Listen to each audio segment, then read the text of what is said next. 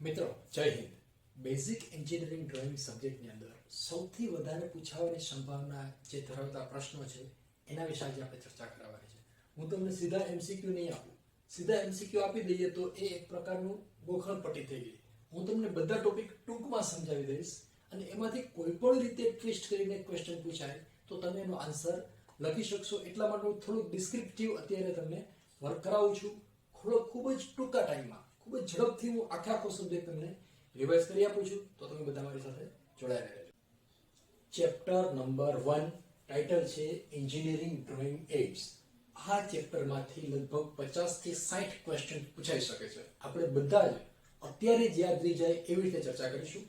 તો સૌથી પહેલું સેન્ટેન્સ જે તમે ઘણી વખત સાંભળેલું હશે, drawing is the language of engineer. આ ક્વેશ્ચનમાંથી એમસીક્યુ કેવી રીતે પૂછાય કે એન્જિનિયરની ભાષા કઈ છે? ઇંગ્લિશ, ગુજરાતી, હિન્દી એ એન્જિનિયરની ભાષા નથી. આપણી ભાષા છે એન્જિનિયરિંગ ડ્રોઈંગ. રાઈટ? એટલા માટે જ આપણે આ સબ્જેક્ટ બધાએ ભણવો પડે છે. બીજો જે મહત્વનો ટોપિક છે ડ્રોઈંગ બોર્ડ. હવે ડ્રોઈંગ બોર્ડમાંથી ક્વેશ્ચન કેવી રીતે પૂછાય? તો સૌથી પહેલો ક્વેશ્ચન એવી રીતે પૂછાય કે ડ્રોઈંગ બોર્ડનું ડેઝિગ્નેશન, એનું સ્પેસિફિકેશન કયા લેટરમાં આવે? તો એ ડી માં આવે. Right? D0, D1, D2, D3 આ બધા એના ડેઝિગ્નેશન છે. ત્યાર પછીનો ક્વેશ્ચન એવી રીતે પૂછાય કે ડ્રોઈંગ બોર્ડના માપ આપણે યાદ રાખવાના છે. કેવી રીતે યાદ રાખવા? તો સૌથી પહેલું આપણે લઈએ D0 ડ્રોઈંગ બોર્ડ. એનું માપ કેવી રીતે યાદ રાખવાનું?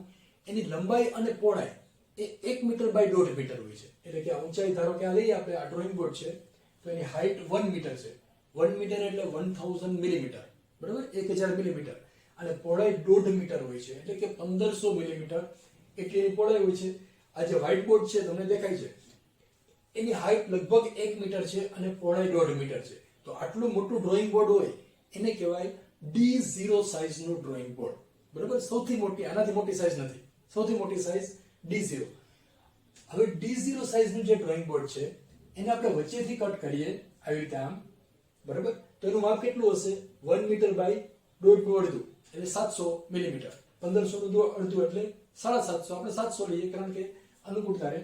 તો 1000 by 700 millimeter, that is the size of D1 size drawing board, બરાબર? D0 કરતા અડધું એટલે D1. તો D2 કેવું હશે? D1 કરતા અડધું એટલે D1 માં 700 એમને રાખો, 1000 ને અડધા કરી નાખો એટલે 500. 700 by 500, that is the size of D2 drawing board. ત્યાર પછી D3 કઈ આવશે?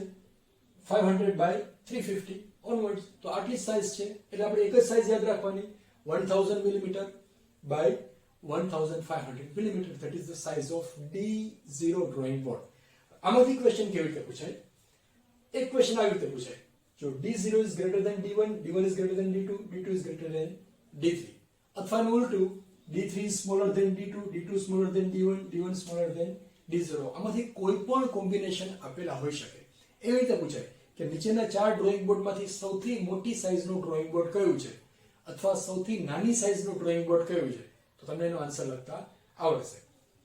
પછી એવી રીતે પૂછાય આપણે એન્જિનિયરિંગની અંદર કઈ સાઇઝનું ડ્રોઈંગ બોર્ડ યુઝ કરીએ છીએ? તો ડ્રોઈંગની અંદર આપણે કઈ યુઝ કરીએ છીએ? D2 સાઇઝનું drawing board. એને કહેવાય હાફ ઇમ્પિરિયલ સાઇઝ, બરાબર? D2 અથવા હાફ ઇમ્પિરિયલ સાઇઝ, આ સાઇઝનું ડ્રોઈંગ બોર્ડ આપણે યુઝ કરીએ છીએ. તમે દુકાનમાં જઈને પૂછવા જાવ કે ભાઈ મને D2 સાઇઝનું ડ્રોઈંગ બોર્ડ આપો, તો એ કન્ફ્યુઝ થઈ જશે. એને કદાચ ખબર નહીં હોય. મને ઘણા બધા છોકરાઓ ફોન કરીને કહેતા કે સાહેબ D2 સાઇઝનું ડ્રોઈંગ બોર્ડ નથી મળતું. એટલે મારે એને કેવું પડે, ભાઈ એને એમ કે હાફ ઇમ્પિરિયલ સાઇઝનું ડ્રોઈંગ બોર્ડ જોઈએ છે, તો એ સમજી જશે. એટલે આ જે છે વ્યવહારમાં ઉપયોગમાં આવતો શબ્દ છે half imperial size drawing board. ત્યાર પછીનો ક્વેશ્ચન છે ડ્રોઈંગ શીટ અથવા ડ્રોઈંગ પેપર. હવે ડ્રોઈંગ પેપરમાંથી કેવી રીતે ક્વેશ્ચન પૂછાય? તો એક ક્વેશ્ચન એવો છે કે એનું સ્પેસિફિકેશન, એનું ડેઝિગ્નેશન કેવી રીતે અપાય? તો ડ્રોઈંગ શીટનું ડેઝિગ્નેશન A થી અપાય, A0, A1, A2, A3 onwards, right? એમાં પણ આની જેવું જ છે. A0 સૌથી મોટી સાઇઝ છે અને A4 સૌથી નાની સાઇઝ છે, એનાથી નાની સાઇઝ A5. હવે A0 સાઇઝનું જે પેજ છે, જે ડ્રોઈંગ શીટ છે, એના માપ છે 841 મિલીમીટર બાય 1189 મિલીમીટર. આ તમારે યાદ રાખવાનું છે. આ ટ્રીમ્ડ સાઇઝ છે, કટ કરેલી સાઇઝ છે. અનટ્રીમ્ડ સાઇઝ હોય એ આના કરતા 2-3 મિલીમીટર વધારે મોટી હોય. આપણે ડિટેલમાં નથી જોવું, આપણે માત્ર આ સાઇઝ જ યાદ રાખવી છે. હવે આ તમારે કેવી રીતે યાદ રાખવી? તો આ યાદ રાખવા માટે તમારે કોઈ પણ એક નંબર યાદ રાખો. ધારો કે આપણે આ એક નંબર યાદ રાખીએ 841 841 મિલીમીટર. હવે 841 મિલીમીટર ને √2 સાથે મલ્ટીપ્લાય કરો એટલે આ આન્સર આવશે. બરાબર, બેનો રેશિયો √2 થાય. આ IS સ્ટાન્ડર્ડ છે કે કોઈ પણ ડ્રોઈંગ શીટ હોય એની લંબાઈ અને પહોળાઈનો ગુણોત્તર લઈએ તો √2 થવો જોઈએ અથવા 1/√2 થવો જોઈએ. હવે આમાંથી ક્વેશ્ચન કેવી રીતે પૂછાય? તો સેમ આની જેમ જ આ તમને યાદ હોવું જોઈએ. A0 સાઈઝ સૌથી મોટી ડ્રોઈંગ શીટ, A4 સાઈઝ નાની, એના કરતા પણ નાની A5. બરાબર, પછી એના માપ છે. સપોઝ A0 સાઈઝનું ડ્રોઈંગ બોર્ડ છે, એનું ડેઝિગ્નેશન છે, એના ડાયમેન્શન છે 1189 બાય 841. તો A1 માં કયા હશે? એના વચ્ચેથી બે ભાગ કરી નાખો આવી રીતે આમ, તો A1 થઈ ગઈ, એટલે કે 841 બાય 594. આ એમ રાખો અને અડધા કરી નાખો. A3 માટે ક્યાં જવાનું? A2 માટે ક્યાં જવાનું? આ નાનું માપ એમ રાખો અને મોટું માપ છે એને અડધા કરી નાખો. 841 ના અડધા એટલે 420, 420.5 થાય, પણ રાઉન્ડિંગ કરો એટલે 420 થાય. ફરી પાછું A3 માટે શું કરવાનું? આના અડધા કરી નાખવાના 594 ના, એટલે 420 બાય 297. A4 માટે એના કરતા પણ અડધું 297 બાય 210. એટલે એક જ માપ યાદ રાખો, બાકીના બધા વચ્ચે કોરિલેશન છે. ત્યાર પછી આમાંથી એવી રીતે પૂછાય કે આપણે ડ્રોઈંગ શીટની અંદર કઈ સાઈઝની ડ્રોઈંગ શીટ યુઝ કરીએ છીએ. આપણે જે ડ્રોઈંગ કરીએ છીએ એમાં A2 સાઈઝની ડ્રોઈંગ શીટ યુઝ કરીએ છીએ, અથવા એને કહેવાય half imperial size drawing sheet. આ ક્વેશ્ચન પણ એક્ઝામમાં પૂછાઈ શકે છે. A2 હાફ ઇમ્પિરિયલ સાઈઝ અથવા એના માપ 594 બાય 420. આ ટ્રીમ્ડ સાઈઝ છે. અનટ્રીમ્ડ હોય તો આના કરતા થોડુંક વધારે માપ આપણે એડ કરી દેવાનું. એ આપણે યાદ નથી રાખતા, આપણે એક જ યાદ રાખીએ છીએ, બાકીનું પછી એમાં એડ કરતા જવાનું. હવે આપણે ડ્રોઈંગ શીટનું IS સ્ટાન્ડર્ડ સમજવા માટેનું એક એક્ઝામ્પલ લઈએ કે IS સ્ટાન્ડર્ડ પ્રમાણે એ ડ્રોઈંગ શીટના સાઈઝ કેવી રીતે નક્કી કરેલા છે. તો જુઓ, આપણે પહેલા એક સ્ક્વેર લઈએ જેના ડાયમેન્શન છે 1 મીટર બાય 1 મીટર અથવા 1 યુનિટ બાય 1 યુનિટ. તો આ ચોરસ છે, તો આ એનો ડાયાગોનલ થાય. તો ડાયાગોનલની લંબાઈ કેટલી થાય? According to Pythagoras square root of 1 + 1 એટલે √2 થાય. બરાબર, તો √2 જેટલી આટલી રેડિયસ લઈને આપણે આમ ચાપ મારીએ અહીંથી આમ, તો આ હાઈટ જે છે કેટલી થશે? ઓબ્વિયસલી એ હાઈટ થશે √2. બરાબર, અને આ જે રેક્ટેંગલ થશે that is the standard size of a drawing sheet. એટલે તમે કોઈ પણ ડ્રોઈંગ શીટ લેશો તો એની પહોળાઈ અને લંબાઈ અથવા ઊંચાઈ અને પહોળાઈ એનો રેશિયો √2 જ થશે. સપોઝ આપણે આ A4 સાઈઝ લઈએ 420, સોરી A4 એટલે 297 બાય 210, આનો રેશિયો લેશો તો √2 થશે. કોઈ પણ પેપર સાઈઝનો રેશિયો લેશો તો એ √2 થશે. એટલે કે એની સાઈડ લાઈન ધારો કે આપણે x કહીએ અને હાઈટ ને y કહીએ, અને આપણે y કહીએ, બરાબર, અને x કહીએ, તો એ બેનું મલ્ટીપ્લિકેશન કરો ને તો એ 1 સ્ક્વેર મીટર થાય. કોના માટે? A0 સાઈઝ માટે. સૌથી મોટી જે ડ્રોઈંગ શીટ છે એની લંબાઈ અને પહોળાઈનો ગુણાકાર કરો તો 1 સ્ક્વેર મીટર થાય, અને એનો રેશિયો લઈએ x/y તો એ √2 થાય, અથવા y/x, કોઈ પણ તમે નામ આપી શકો. x/y લઈ લો તો આને x કહેવાય અને y કહેવાય. બરાબર, તો બેનો રેશિયો √2 થાય અને બેનું મલ્ટીપ્લિકેશન 1 સ્ક્વેર મીટર થાય. આ BIS સ્ટાન્ડર્ડ પ્રમાણેનું છે. અને એટલે A0 સાઈઝની ડ્રોઈંગ શીટ જે છે એના માપ આપણે આવી રીતે ડિરાઈવ કરેલા છે. ત્યાર પછી આપણે જોઈએ T². T² માંથી કેવી રીતે પૂછાય? T² નો ઉપયોગ શાના માટે થાય છે? તો T² નો ઉપયોગ આડી લાઈન ડ્રો કરવા માટે થાય છે. અને અલગ અલગ રીતે પૂછાઈ શકે. હોરિઝોન્ટલ લાઈન, 0 ડિગ્રી વાળી લાઈન, 180 ડિગ્રી વાળી લાઈન, 360 ડિગ્રી વાળી લાઈન, આ બધી જ લાઈનો T² નો ઉપયોગ કરી અને ડ્રો કરી શકાય છે. T² ની અંદર આવી રીતે શેપ હોય છે.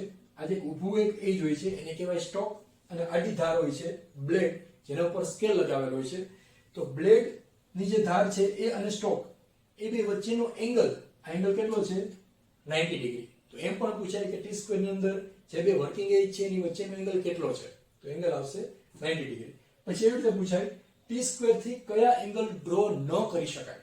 અને ચાર એંગલ આપેલા હોય 0, 90, 180 અને 360. તો T² થી કયો એંગલ ડ્રો ન થઈ શકે? તો તમને ખબર હોવી જોઈએ T² થી આડી લાઈન ડ્રો થાય એટલે 0 ડિગ્રી થાય, 180, 360 થાય, 90 ડિગ્રીનો એંગલ ડ્રો કરી શકાય નહીં. એટલે T² થી 90 ડિગ્રીનો એંગલ ડ્રો કરી શકાય નહીં. અથવા કોઈ પણ એંગલ આપેલો હોય, આ ચાર એંગલ સિવાયનો કોઈ પણ એંગલ હોય તો એની અંદર એનો આન્સર એ આવશે 360 અથવા 360 + 180 એટલે કેટલા થાય? 540 ડિગ્રી.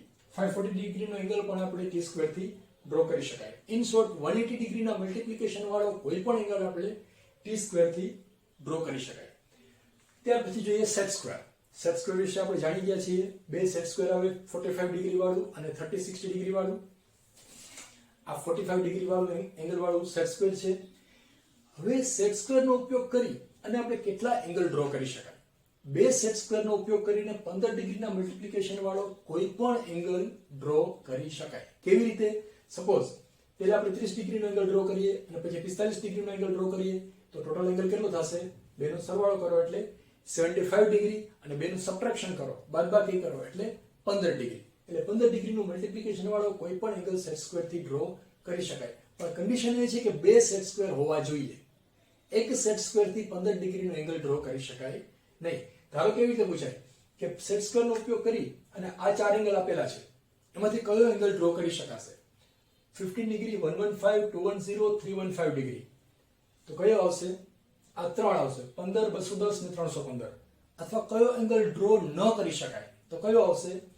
115 ડિગ્રી. 115 ડિગ્રીનો એંગલ સેટ સ્ક્વેર નો ઉપયોગ કરીને ડ્રો કરી શકાય નહીં. પછી એક સેટ સ્ક્વેર નો ઉપયોગ કરીને તમે કેટલા ડિગ્રીનો એંગલ ડ્રો કરી શકો એ પૂછાઈ શકે. ધારો કે આવી રીતે આપેલું હોય 10 ડિગ્રી, 20 ડિગ્રી, 30 ડિગ્રી અને 40 ડિગ્રી. તો એક સેટ સ્ક્વેર નો ઉપયોગ કરીને તમે કયો એંગલ ડ્રો કરી શકો? 30 ડિગ્રી. બરાબર? અથવા 15 અથવા 30 અને 45 ડિગ્રીના મલ્ટીપ્લિકેશન વાળો કોઈ પણ એંગલ તમે એક સેટ સ્ક્વેર થી ડ્રો કરી શકો. પછી એવી રીતે પૂછાય સેટ સ્ક્વેર થી 10, 15, 20 અને 210 આ ચાર એંગલમાંથી કયો એંગલ ડ્રો કરી શકાય? તો તમને આ યાદ ધારો કે રહી ગયો 15 ડિગ્રી વાળું. પણ એવી રીતે પૂછાય કે એક સેટ સ્ક્વેર નો ઉપયોગ કરી અને કયો એંગલ ડ્રો કરી શકાય? તો આમાં કયો આન્સર આવશે? આ 15 ડિગ્રી નહીં આવે, એમાં આવશે 210 ડિગ્રી. બરાબર? એટલે કે 30 અને 45 એના મલ્ટીપ્લિકેશન વાળો કોઈ પણ એંગલ એક સેટ સ્ક્વેર નો ઉપયોગ કરીને ડ્રો કરી શકાય છે. બે સેટ સ્ક્વેર નો ઉપયોગ કરીને 15 ડિગ્રીના મલ્ટીપ્લિકેશન વાળો કોઈ પણ એંગલ આપણે ડ્રો કરી શકશું. ત્યાર પછી આવે છે ડ્રાફ્ટર. ડ્રાફ્ટર વિશે પણ આપણે ભણી ગયા છીએ, એના ફોટોગ્રાફ આપણે જોયેલા છે, એનિમેશન પણ જોયેલું છે. આ એક લાઈન ડાયાગ્રામ છે ડ્રાફ્ટરનો. ડ્રાફ્ટર જે છે એની અંદર એલ શેપના એક આર્મ હોય છે, બે આર્મ હોય છે, એની વચ્ચેનો એંગલ 90 ડિગ્રીનો હોય છે. આ ક્વેશ્ચન પણ એક્ઝામમાં પૂછાય છે કે ડ્રાફ્ટરના જે એલ શેપનો સ્ક્વેર હોય છે, જે બે સેટ હોય છે, આર્મ્સ હોય છે, એની વચ્ચેનો એંગલ કેટલો હોય છે? તો એ આવશે 90 ડિગ્રી. અને આ જે એલ શેપનો આર્મ છે, બે આર્મ છે, એને આપણે ગમે ત્યાં મૂવ કરી શકાય એવી રીતે આમ. બરાબર? અને ગમે તે એંગલ આમ ઘુમાવી શકીએ. અહીંયા એંગલ માર્કિંગ કરેલા હોય છે. એટલે કોઈ પણ એંગલની લાઈન ડ્રાફ્ટરનો ઉપયોગ કરીને આપણે ડ્રો કરી શકીએ છીએ. આ MCQ માં પૂછાઈ શકે કે ડ્રાફ્ટરનો ઉપયોગ કરીને કઈ કઈ લાઈનો ડ્રો કરી શકાય? તો ઓલ ઓફ ધ એબોવ. કોઈ પણ એંગલ આપણે ડ્રાફ્ટરથી ડ્રો કરી શકાય. પછી એવી રીતે પૂછાય એની લિસ્ટ કાઉન્ટ કેટલી હોય છે? એંગલની લિસ્ટ કાઉન્ટ કેટલી હોય છે અને લેન્થની લિસ્ટ કાઉન્ટ કેટલી હોય છે? તો એંગલની લિસ્ટ કાઉન્ટ 1 ડિગ્રી અને ડિસ્ટન્સની લિસ્ટ કાઉન્ટ 1 મિલીમીટર. 1 મિલીમીટરની એક્યુરેસી વાળા આપણે ડ્રોઈંગ ડ્રાફ્ટરનો ઉપયોગ કરીને બનાવી શકાય છે. અને 1 ડિગ્રી એંગલ એની લિસ્ટ કાઉન્ટ થઈ. પછી એવી રીતે પૂછાય ડ્રાફ્ટર જે છે એ શાનું બનેલું હોય છે? તો આ સ્કેલ જે છે પ્લાસ્ટિકનો હોય છે અને આ બધું સ્ટીલનું બનેલું હોય છે. એનો આર્મ જે છે સ્ટીલના હોય છે અને અહીંયા ફિક્સ કરેલું હોય છે ડ્રોઈંગ બોર્ડ ઉપર. એટલે ડ્રાફ્ટરનો ઉપયોગ કરવો હોય તો ડ્રોઈંગ બોર્ડ હોવું આવશ્યક છે. એકલા ડ્રાફ્ટરથી આપણે ડ્રોઈંગ બનાવી શકાય નહીં, સાથે ડ્રોઈંગ બોર્ડ હોવું જોઈએ. ત્યાર પછીનો ક્વેશ્ચન પૂછાય સ્કેલ એટલે કે ફૂટફટી. તો સ્કેલ આપણે જાણીએ છીએ બે પ્રકારની આવે છે, લાકડાની હોય, પ્લાસ્ટિકની હોય, સ્ટીલની હોય. આવી કોઈ પણ મટીરિયલની સ્કેલ બનેલી હોઈ શકે છે. 1 ફૂટની હોય, 1.5 ફૂટની હોય, 2 ફૂટની પણ હોઈ શકે છે. એની લિસ્ટ કાઉન્ટ 1 મિલીમીટર છે. આ ક્વેશ્ચન તમને પૂછાઈ શકે છે કે સ્કેલની લિસ્ટ કાઉન્ટ કેટલી હોય છે. ત્યાર પછી આપણે પરિકર જોઈએ એટલે કે રાઉન્ડર અથવા કંપાસ. એનો ઉપયોગ પણ આપણને ખબર છે. પરિકરનો ઉપયોગ શેના માટે થાય? સર્કલ અને આર્ક ડ્રો કરવા માટે, ચાપ અને વર્તુળ ડ્રો કરવા માટે પરિકરનો ઉપયોગ થાય છે. હવે જ્યારે પરિકરની અંદર આપણે એક્સટેન્શન લગાવી દઈએ તો એનાથી મોટા ડાયામીટરના સર્કલ બનાવી શકાય. એટલે એક્ઝામમાં ક્વેશ્ચન એવી રીતે પૂછાય એક્સટેન્શન આર્મ્સ યુઝડ ઇન પરિકર. પરિકરમાં એક્સટેન્શન આર્મ શા માટે ઉપયોગમાં આવે છે? તો ઓબ્વિયસલી એક્સટેન્શનનો ઉપયોગ શેના માટે થાય? મોટું સર્કલ ડ્રો કરવા માટે અથવા વધારે લાંબી લાઈન, લાંબી આર્ક ડ્રો કરવા માટે થાય છે. પછી આ એક શબ્દો તમારે યાદ રાખવાના છે. પરિકરની અંદર બીમ અને ડ્રોપ એનો ઉપયોગ શું છે? તો મોટું જ્યારે સર્કલ બનાવવાનું હોય ત્યારે બીમનો ઉપયોગ થાય, નાનું સર્કલ બનાવવાનું હોય ત્યારે ડ્રોપનો ઉપયોગ થાય. Big for beam, small drop for small. Drop એટલે નાનું, બિગ એટલે મોટું, બીમ એટલે બિગ. બરાબર? આ રીતે યાદ રાખવાનું. ત્યાર પછી છે ફ્રેન્ચ કર્વ્સ. ફ્રેન્ચ કર્વનો ઉપયોગ શેના માટે થાય છે? આ પણ ક્વેશ્ચન પૂછાઈ શકે છે. ફ્રેન્ચ કર્વનો ઉપયોગ સ્મૂથ કર્વ ડ્રો કરવા માટે થાય છે. એટલે કે અલગ અલગ પોઈન્ટ્સ અલગ અલગ જગ્યાએ આવેલા હોય, ધારો કે આ બધા પોઈન્ટ છે, એ બધા પોઈન્ટને સ્મૂથ કર્વથી જોઈન કરવા હોય તો આ રીતે આપણે આમ જોઈન કરી શકીએ. ફ્રેન્ચ કર્વનો ઉપયોગ કરીને સ્મૂથ કર્વ ડ્રો કરી શકાય. આ યાદ રહી ગયું. હવેનો ટોપિક છે પેન્સિલ અથવા લીડ પેન્સિલ, જેની આપણે ડાયામીટર લઈએ છીએ 0.5 mm. આપણે જે યુઝ કરીએ છીએ 0.5 mm ની લીડ પેન્સિલ યુઝ કરીએ છીએ. આ લીડ પેન્સિલ સાની બનેલી છે? જનરલી આપણે લીડ શબ્દ આવે એટલે એમ સમજી લઈએ કે લીડની બનેલી હશે, પણ ના. લીડ ખૂબ જ મોંઘી ધાતુ છે, મોંઘી પદાર્થ છે, એનાથી લીડ પેન્સિલ ન બને. લીડ પેન્સિલ બનાવવા માટે ગ્રેફાઇટ અને ક્લે એટલે કે માટી એનો ઉપયોગ થાય છે.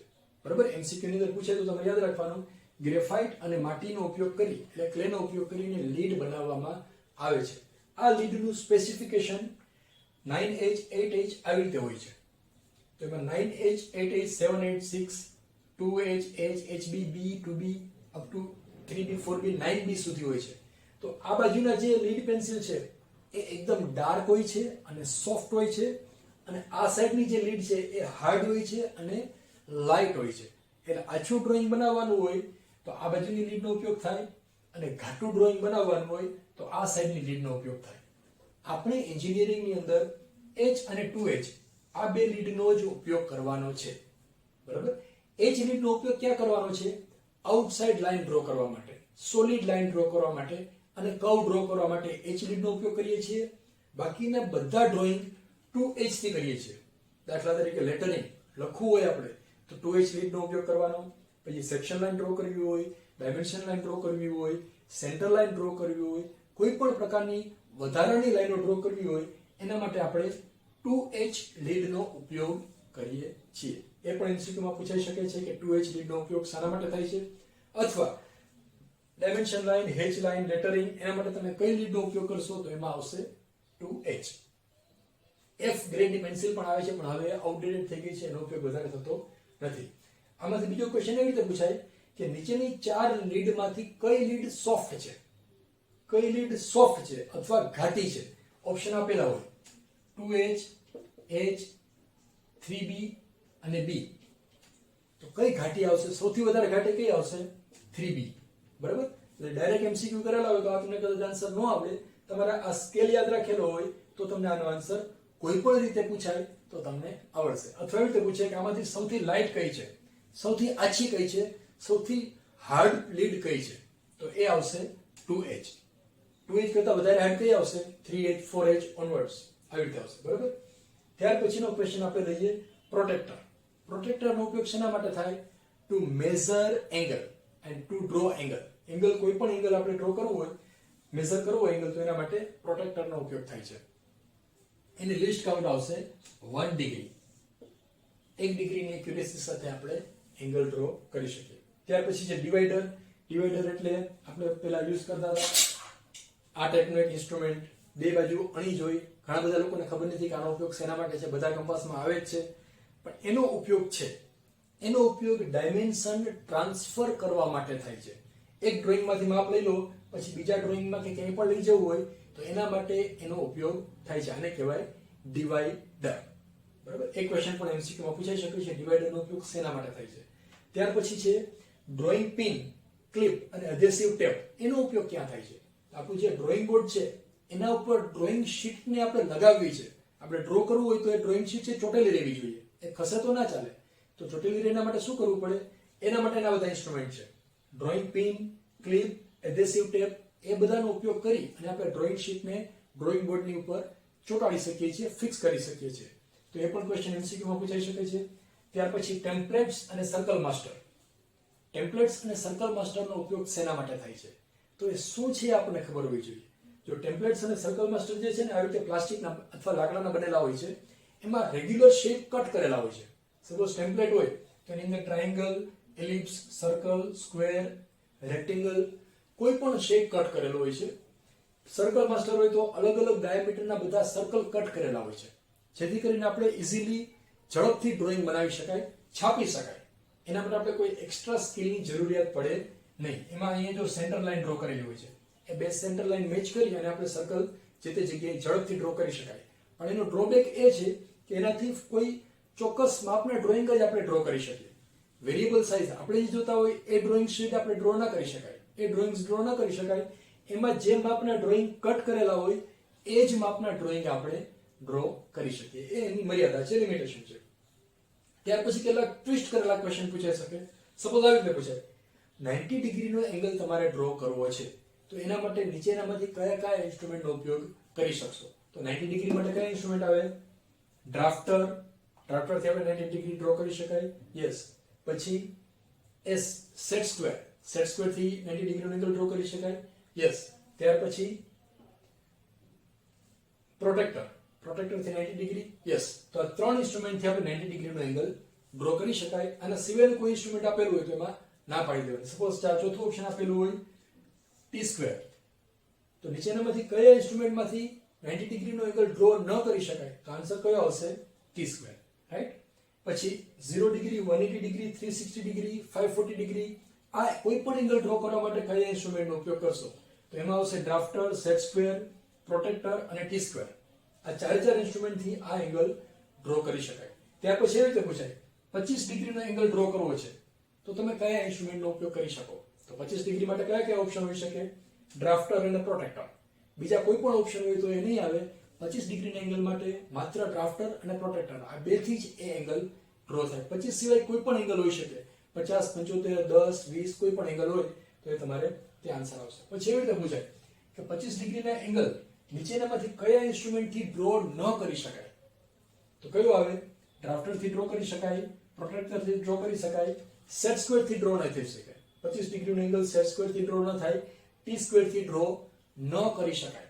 આવા તો ઘણા બધા કોમ્બિનેશન છે.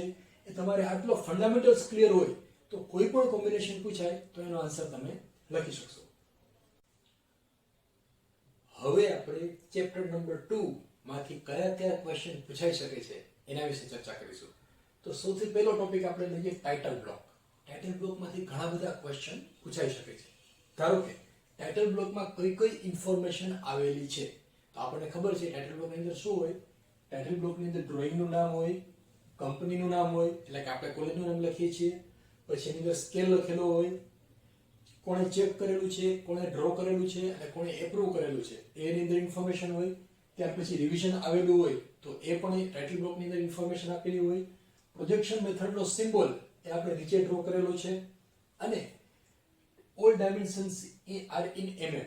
આ સેન્ટેન્સ આપણે બધી ડ્રોઈંગ શીટમાં ટાઇટલ બ્લોકની ઉપર લખવાનો હોય છે. એટલે કે કોઈ પણ ડ્રોઈંગ તમે બનાવો તો એની અંદર બધા માપ મિલીમીટરમાં જ આપણે લેવાના છે. એ દર વખતે મિલીમીટર એવું લખેલું ન હોય, પણ બધા ડાયમેન્શન મિલીમીટરમાં છે એવું આપણે ધારી લઈએ છીએ. તો એ પણ ક્વેશ્ચનમાં પૂછાઈ શકે કે કોઈ પણ ડ્રોઈંગ તમને ડ્રો કરેલું છે એમાં માપ લખેલા નથી, માપનો યુનિટ લખેલો નથી, તો કયો યુનિટ હોઈ શકે? તો કયો યુનિટ આવે? મિલીમીટર. પછી એવી રીતે પૂછાય ટાઇટલ બ્લોકના ડાયમેન્શન કયા છે? જો આ એનું સ્ટાન્ડર્ડ માપ છે, 185 મિલીમીટર એની વિડ્થ અને 65 મિલીમીટર એની હાઈટ. આ સ્ટાન્ડર્ડ છે, એ આપણે યાદ રાખવાનું. ત્યાર પછી એવી રીતે પૂછાય ટાઇટલ બ્લોક ક્યાં ડ્રો કરેલો હોય છે? તો ટાઇટલ બ્લોક ક્યાં ડ્રો કરીએ છીએ આપણે? ડ્રોઈંગ શીટમાં જમણી બાજુએ નીચેની સાઈડ. પહેલા બોર્ડર ડ્રો કરીએ અને બોર્ડર ડ્રો કર્યા પછી અહીંયા આપણે ટાઇટલ બ્લોક ડ્રો કરીએ છીએ. બોર્ડરના માપ પણ આપણે સ્ટાન્ડર્ડ રાખેલા છે, એ ખબર છે. 1 સેન્ટીમીટર આ ત્રણેય બાજુએ આવશે અને અહીંયા આવશે 4 સેન્ટીમીટર અથવા 40 મિલીમીટર અને આ બધા 10-10 મિલીમીટર. આ 4 શું કામ?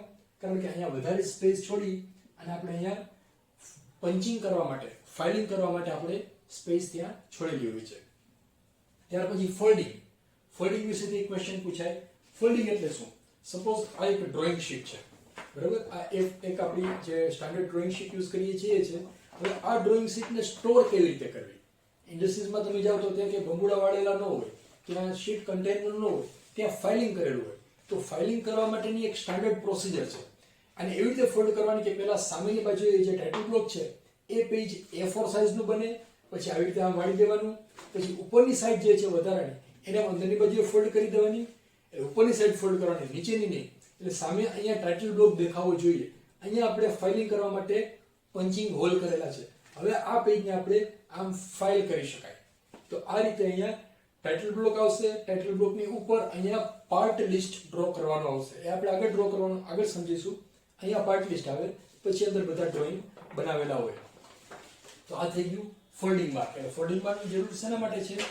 સ્ટોરેજ અને ફાઇલિંગ કરવા માટે. ત્યાર પછી છે ઓરિએન્ટેશન માર્ક. જો ડ્રોઈંગ શીટ બહુ મોટી હોય તો એની અંદર ઘણી વખત ઓરિએન્ટેશન માર્ક આપેલા હોય. ઓરિએન્ટેશન માર્ક એટલે શું? એટલે એડ્રેસ. સપોઝ આવી રીતે લાઈન ડ્રો કરી દઈએ આપણે A B C D 1 2 3 4, પછી કોઈ પણ ડ્રોઈંગ શીટમાં જ્યાં ડ્રો કરેલું હોય એનું એડ્રેસ આપણે આપી શકાય. ધારો કે અહીંયા કોઈ એક ડ્રોઈંગ બનાવેલું છે નટ અને બોલ્ટનું, બરાબર? તો એનું એડ્રેસ શું આવશે? A4, બરાબર? પછી ધારો કે કોઈ કમ્પોનન્ટ C2 માં છે, તો C2 એટલે ક્યાં હોય? અહીંયા ક્યાંક હોય. એટલે જલ્દી આપણને ખબર પડે છે કે ડ્રોઈંગ ક્યાં બનાવેલું છે. એના એડ્રેસ અહીંયા પાર્ટ લિસ્ટમાં આપેલા હોય. તો આને કહેવાય ઓરિએન્ટેશન માર્ક. અને બે ટાઈપના ઓરિએન્ટેશન માર્ક હોય છે. આડા ઓરિએન્ટેશન માર્ક 1 2 3 4 અને ઊભા orientation mark A B C D. ત્યાર પછી છે રિવિઝન ટેબલ. રિવિઝન ટેબલની અંદર revision number, date, name of person અને તેનું ડેઝિગ્નેશન, આટલી માહિતી હોય છે. રિવિઝન ટેબલ એટલે શું? કે કોઈ પણ ડિઝાઇન બનાવેલી હોય એના ડાયમેન્શનમાં કોઈ ફેરફાર થાય તો એ ફેરફાર કઈ તારીખથી અમલમાં આવે છે અને એ ફેરફાર કઈ વ્યક્તિએ કરેલો છે, એનું ડેઝિગ્નેશન શું છે, આ માહિતી રિવિઝન ટેબલની અંદર આપેલી હોય છે. ત્યાર પછી સિમ્બોલ ઓફ પ્રોજેક્શન મેથડ. આપણે ફર્સ્ટ એંગલ પ્રોજેક્શન મેથડ અને થર્ડ એંગલ પ્રોજેક્શન મેથડ બેના સિમ્બોલ યાદ રાખવાના છે. આપણે એક જ સિમ્બોલ યાદ રાખીશું, ફર્સ્ટ એંગલ પ્રોજેક્શન મેથડ. એનો સિમ્બોલ આપણને ડ્રો કરતા આવડે છે, બે સર્કલ અને આ ફ્રસ્ટમ. એના માપ પણ આપણે યાદ રાખવાના છે. એના માપ કેવી રીતે છે? આ અંદરનું સર્કલ છે એનો ડાયામીટર 8 મિલીમીટર, બહારનું સર્કલ છે એનું ડાયામીટર એના કરતા ડબલ એટલે કે 16 મિલીમીટર, અને આ વિડ્થ 20 મિલીમીટર. તો એનું સ્ટાન્ડર્ડ માપ આવશે 8 16 20. That is standard dimension of projection method symbol. અને ફર્સ્ટ એંગલ પ્રોજેક્શન મેથડનો સિમ્બોલ હોય ત્યારે સર્કલ અને મોટી લાઈન બાજુમાં આવશે, બરાબર? અને થર્ડ એંગલ પ્રોજેક્શન મેથડનો સિમ્બોલ હોય તો શું ફરક પડશે? આ જ રીતે આવશે. આ નાની લાઈન અને સર્કલ એ બાજુમાં આવશે, તો એ થર્ડ એંગલનો સિમ્બોલ થઈ ગયો. એટલે એક્ઝામમાં એવી રીતે પૂછાય કે આ સિમ્બોલ આપેલો હોય, તમારે કહેવાનું કે કઈ પ્રોજેક્શન મેથડનો સિમ્બોલ છે. આ સિમ્બોલ આપેલો હોય તો શું આવશે? થર્ડ. એટલે કે નાની લાઈન ને સર્કલ બાજુમાં હોય તો થર્ડ, મોટી લાઈન ને સર્કલ બાજુમાં હોય તો ફર્સ્ટ. આ સિમ્બોલના ઉલટો પણ ડ્રો કરેલો હોઈ શકે, આવી રીતે આ સાઈડ, અને અહીંયા સર્કલ ડ્રો કરેલા હોય, બરાબર? એમ પણ હોઈ શકે. તો આપણે શું જોવાનું? આ વસ્તુ જોવાની. મોટી લાઈન ને સર્કલ એ બાજુમાં આવેલા હોય તો એ ફર્સ્ટ આવશે, નાની લાઈન ને સર્કલ બાજુમાં હશે તો થર્ડ હશે. આ ટ્વિસ્ટ કરીને ઘણી બધી રીતે આ ક્વેશ્ચન પૂછાઈ શકે છે. ત્યાર પછી આપણે નવું જોઈએ લેટરિંગ. લેટરિંગ એટલે શું? તો આપણે જો ડ્રોઈંગની અંદર જ્યારે લખીએ ત્યારે લખવાની એક સ્પેસિફિક મેથડ છે, ગમે તેમ ન લખી શકાય. ધારો કે આ ABCD લખવા છે તો આવી રીતે સ્ટાન્ડર્ડ લખવાની. એની વિડ્થ અને હાઈટ એનો રેશિયો 5:7 થવો જોઈએ. એટલે કે પહોળાઈ 5 યુનિટ થવી જોઈએ તો ઊંચાઈ 7 યુનિટ થવી જોઈએ. આ સ્ટાન્ડર્ડ છે, ફિક્સ છે. અને એ લેટર જો આપણે ત્રાંસા લખવાના હોય, ઇટાલિક લખવા હોય તો ત્યારે ઇટાલિક લખવા માટે એ એંગલ 75 ડિગ્રીનો હોવો જોઈએ. ગમે તે એંગલ આપણે ત્રાંસા કે ઇટાલિક ફોન્ટ લખી શકાય નહીં. અને ડ્રોઈંગ શીટની અંદર કંઈ પણ લખો, ટાઇટલ બ્લોકની અંદર કે પાર્ટ લિસ્ટની અંદર, તો બધું જ કેપિટલ લેટરમાં લખવાનું, સ્મોલ લેટરમાં ક્યાંય લખવાનું આવશે નહીં. તો આ રીતે પણ ઓબ્જેક્ટિવ પૂછાઈ શકે કે બધા લેટર્સ કેપિટલમાં લખેલા હોય કે સ્મોલ લેટરમાં લખેલા હોય, અથવા ફર્સ્ટ કેપિટલ હોય બાકીના સ્મોલ હોય, તો શું આવશે? બધા જ લેટર કેપિટલમાં લખવાના આવશે. ડ્રોઈંગ શીટની અંદર બધું જ કેપિટલમાં આપણે લખેલી હોય, બધી ઇન્ફોર્મેશન, કમ્પોનન્ટનું નામ, પાર્ટ લિસ્ટ, ટાઇટલ બ્લોકની ઇન્ફોર્મેશન, આ બધું કેપિટલમાં લખવાનું. ત્યાર પછીનું MCQ છે એરોહેડ. આપણે જે એરોહેડ ડ્રો કરીએ છીએ મન ફાવે એમ ડ્રો ન કરાય. એની સ્પેસિફિક ડાયમેન્શન છે, એની હાઈટ 1 મિલીમીટર અને વિડ્થ 3 મિલીમીટર, 3 મિલીમીટર એની પહોળાઈ થવી જોઈએ. એટલે આવો એરો ડ્રો કરેલો હોવો જોઈએ. અથવા એવી રીતે પૂછાય કે એરોના રેશિયો કયો છે, એના L/H અથવા H/L રેશિયો કેટલો છે. તો L/H રેશિયો કેટલો થશે? 3. અથવા H/L હાઈટના છેદમાં લંબાઈ એનો રેશિયો આવશે 1/3. અથવા એવી રીતે પૂછાય કે એની લંબાઈ કેટલી હોય એની પહોળાઈ કરતા, તો એની પહોળાઈ છે 3 મિલીમીટર હોય, એની ઊંચાઈ છે 1 મિલીમીટર હોય. આ રીતે એમાંથી કોઈ પણ રીતે ક્વેશ્ચન પૂછાઈ શકે. ત્યાર પછી છે સ્કેલ. સ્કેલ વાળો ક્વેશ્ચન લગભગ બધાને આવડશે, કારણ કે આપણે ઘણી વખત ચર્ચા કરેલી છે. સ્કેલ 3 પ્રકારના છે. એનલાર્જ સ્કેલ, રિડ્યુસ્ડ સ્કેલ અને ઇક્વલ સ્કેલ અથવા ફૂલ સ્કેલ. હવે આમાં ફરક શું છે? તો ધારો કે આવી રીતે આપેલું હોય 5/1, 2/1, 10/1, તો એ સ્કેલ એને કહેવાય એનલાર્જ સ્કેલ. એની જરૂર ક્યારે પડે? જ્યારે નાના નાના કમ્પોનન્ટના ડ્રોઈંગ બનાવવાના હોય ત્યારે આપણે એનલાર્જ સ્કેલની જરૂર પડે. દાખલા તરીકે નેનોમીટરના કોઈ પણ કમ્પોનન્ટ હોય, મોબાઈલની ચિપ છે કે એકદમ નાના કમ્પોનન્ટ છે, નાના નાના સ્ક્રૂ હોય, તો નાનું સ્ક્રૂ હોય એનું ડ્રોઈંગ કેમ બનાવવું? તો 1/1 સ્કેલનું થાય ત્યારે એનલાર્જ સ્કેલનો ઉપયોગ આપણે કરવો પડે. ત્યાર પછી જો કોઈ મોટા કમ્પોનન્ટ હોય એનું ડ્રોઈંગ બનાવવું હોય તો આપણે રિડ્યુસ્ડ સ્કેલનો ઉપયોગ કરવો પડે. એટલે કે 1/2, 1/10, 1/20 આ બધા રિડ્યુસ્ડ સ્કેલના એક્ઝામ્પલ છે. એક્ઝામ્પલ એવી રીતે પૂછાય કે સ્કેલ આપેલા હોય, આ 5/1, 10/1 કે કોઈ પણ આપેલું હોય કે એમાંથી એનલાર્જ સ્કેલ કયો છે અથવા રિડ્યુસ્ડ સ્કેલ કયો છે એ આપો. અથવા એવી રીતે કે તમારે લેથનું ડ્રોઈંગ બનાવવું છે તો તમે કયો સ્કેલ યુઝ કરશો? તો લેથનું ડ્રોઈંગ બનાવવા માટે આપણે રિડ્યુસ્ડ સ્કેલનો ઉપયોગ કરવો પડશે. બીજો છે ફૂલ સ્કેલ અથવા ઇક્વલ સ્કેલ, એટલે કે 1/1. જે માપ આપેલું છે એ જ માપ આપણે ડ્રો કરી નાખો તો એને કહેવાય ફૂલ સ્કેલ અથવા ઇક્વલ સ્કેલ. આમાંથી એવી રીતે પૂછાય કે તમારો પાસપોર્ટ સાઇઝનો ફોટોગ્રાફ છે તો એની અંદર સ્કેલ કયો યુઝ કરેલો કહેવાય? પાસપોર્ટ સાઇઝની અંદર નાનું ડ્રોઈંગ હોય, બરાબર છે, તો કયો સ્કેલ આવશે? Reduced scale. કે રિડ્યુસ્ડ સ્કેલથી આપણો ફોટોગ્રાફ ડ્રો કરેલો હોય છે. પછી એવી રીતે પૂછાય કે તમે કોઈ પણ ડાયમેન્શન સ્કેલ ચેન્જ કરીને ડ્રો કરેલું છે તો તમે કયું માપ લખશો? ઓરિજિનલ માપ લખશો કે ઘટેલું માપ લખશો? તો શું કરશું? ધારો કે આપણો ફોટોગ્રાફ છે, એની અંદર આપણી હાઈટ કેટલી હોય? 2.5 ઇંચ. ધારો કે 2 ઇંચ છે. આપણી ખરેખર હાઈટ કેટલી હોય? ધારો કે 5 ફૂટ છે કે 5.5 ફૂટ છે. તો બાયોડેટા બનાવો ત્યારે બાજુમાં શું લખો? હાઈટ ફોટામાં હોય એટલી લખો કે ખરેખર હોય એટલી લખો? યસ, એકચ્યુઅલ જે હાઈટ હોય એ લખવાની, ઘટેલી હાઈટ લખવાની નહીં. એટલે કે રિડ્યુસ થયેલું ડાયમેન્શન એ લખવાનું, એનું ખરેખર જે માપ હોય એ લખવાનું અને બાજુમાં તેનો સ્કેલ લખવાનો. ત્યાર પછી છે લેઆઉટ ઓફ ડ્રોઈંગ. એનો એક ક્વેશ્ચન પૂછાયો છે કે ડ્રોઈંગના લેઆઉટમાં કઈ કઈ ઇન્ફોર્મેશન હોય છે?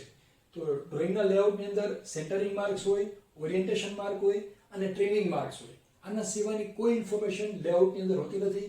દાખલા તરીકે original marks, revision mark, identification mark, આવા કોઈ પણ માર્ક લેઆઉટની અંદર હોતા નથી. અને છેલ્લો ક્વેશ્ચન આમાંથી પૂછાયો છે BIS નું ફૂલ ફોર્મ. BIS નું ફૂલ ફોર્મ આવે બ્યુરો ઓફ ઇન્ડિયન સ્ટાન્ડર્ડ્સ. આમાં બીજા કોઈ પણ ઓપ્શન હોઈ શકે, તમારે આ ફૂલ ફોર્મ યાદ રાખવાનું. BIS stands for bureau of Indian standard. I hope આ તમારા બીજું ચેપ્ટરમાંથી હવે કોઈ ક્વેરી હશે. હવે આપણે ચેપ્ટર નંબર 3 એના ઓબ્જેક્ટિવ્સ જોઈશું. થાકી ગયા છો પણ આપણે હવે આજે સિલેબસ પૂરો જ કરી નાખીએ. પહેલો ક્વેશ્ચન, ડાયમેન્શનિંગ સિસ્ટમ. આ ક્વેશ્ચન કેવી રીતે પૂછાય? તો સપોઝ ડાયમેન્શનિંગ સિસ્ટમ બે પ્રકારની છે, અલાઇન્ડ સિસ્ટમ અને યુનિડાયરેક્શનલ સિસ્ટમ. હવે એની અંદર ડિફરન્સ શું છે તમને આવડવું જોઈએ.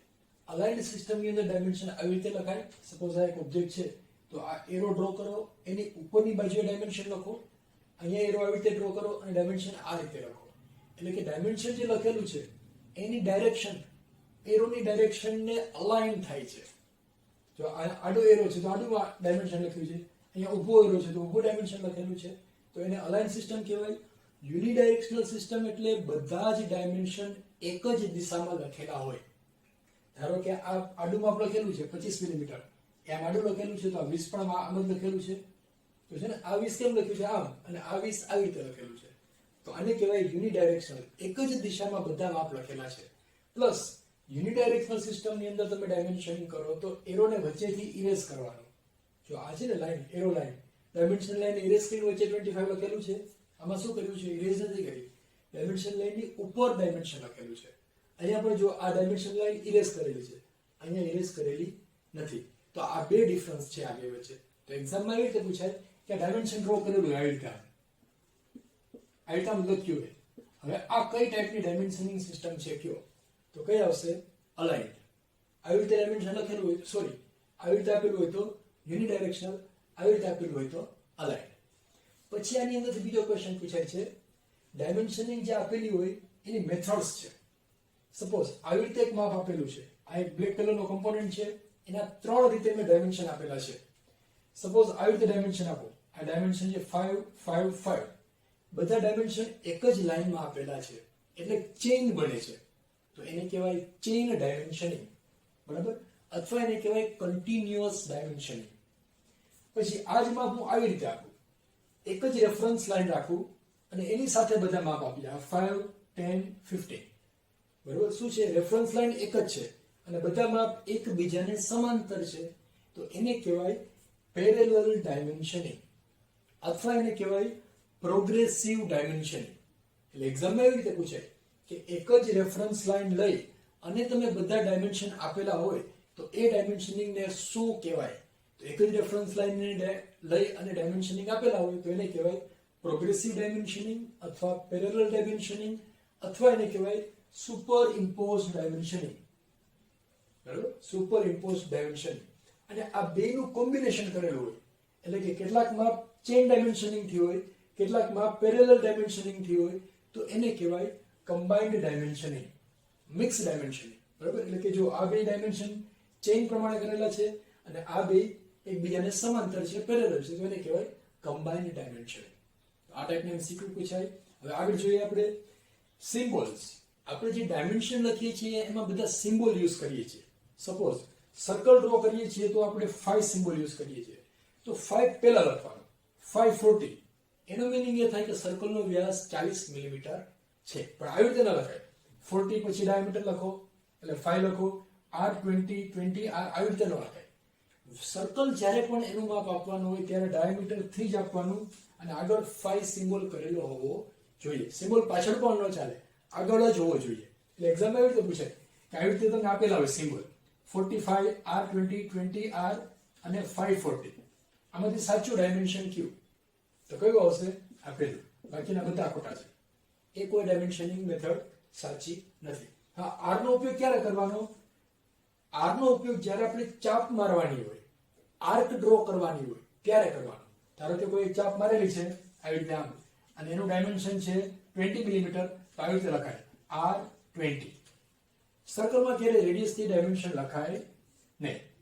સર્કલમાં આ રીતે લખાય, સર્કલ ડ્રો કરો, એરો ડ્રો કરો અને 550 અથવા જે કે ડાયમેન્શન હોય તે. ત્યાર પછી સ્ફિયર. સ્ફિયરનું ડાયમેન્શન આપવું તો કેવી રીતે આપવું? સ્ફિયર એટલે ગોળાક, ગોળો. એનું માપ લખવું હોય તો આપણે પહેલા ડાયમેન્શન લખવાનું 550, એનો જે ડાયામીટર હોય અને આગળ S કરી દેવાનું. S stands for sphere.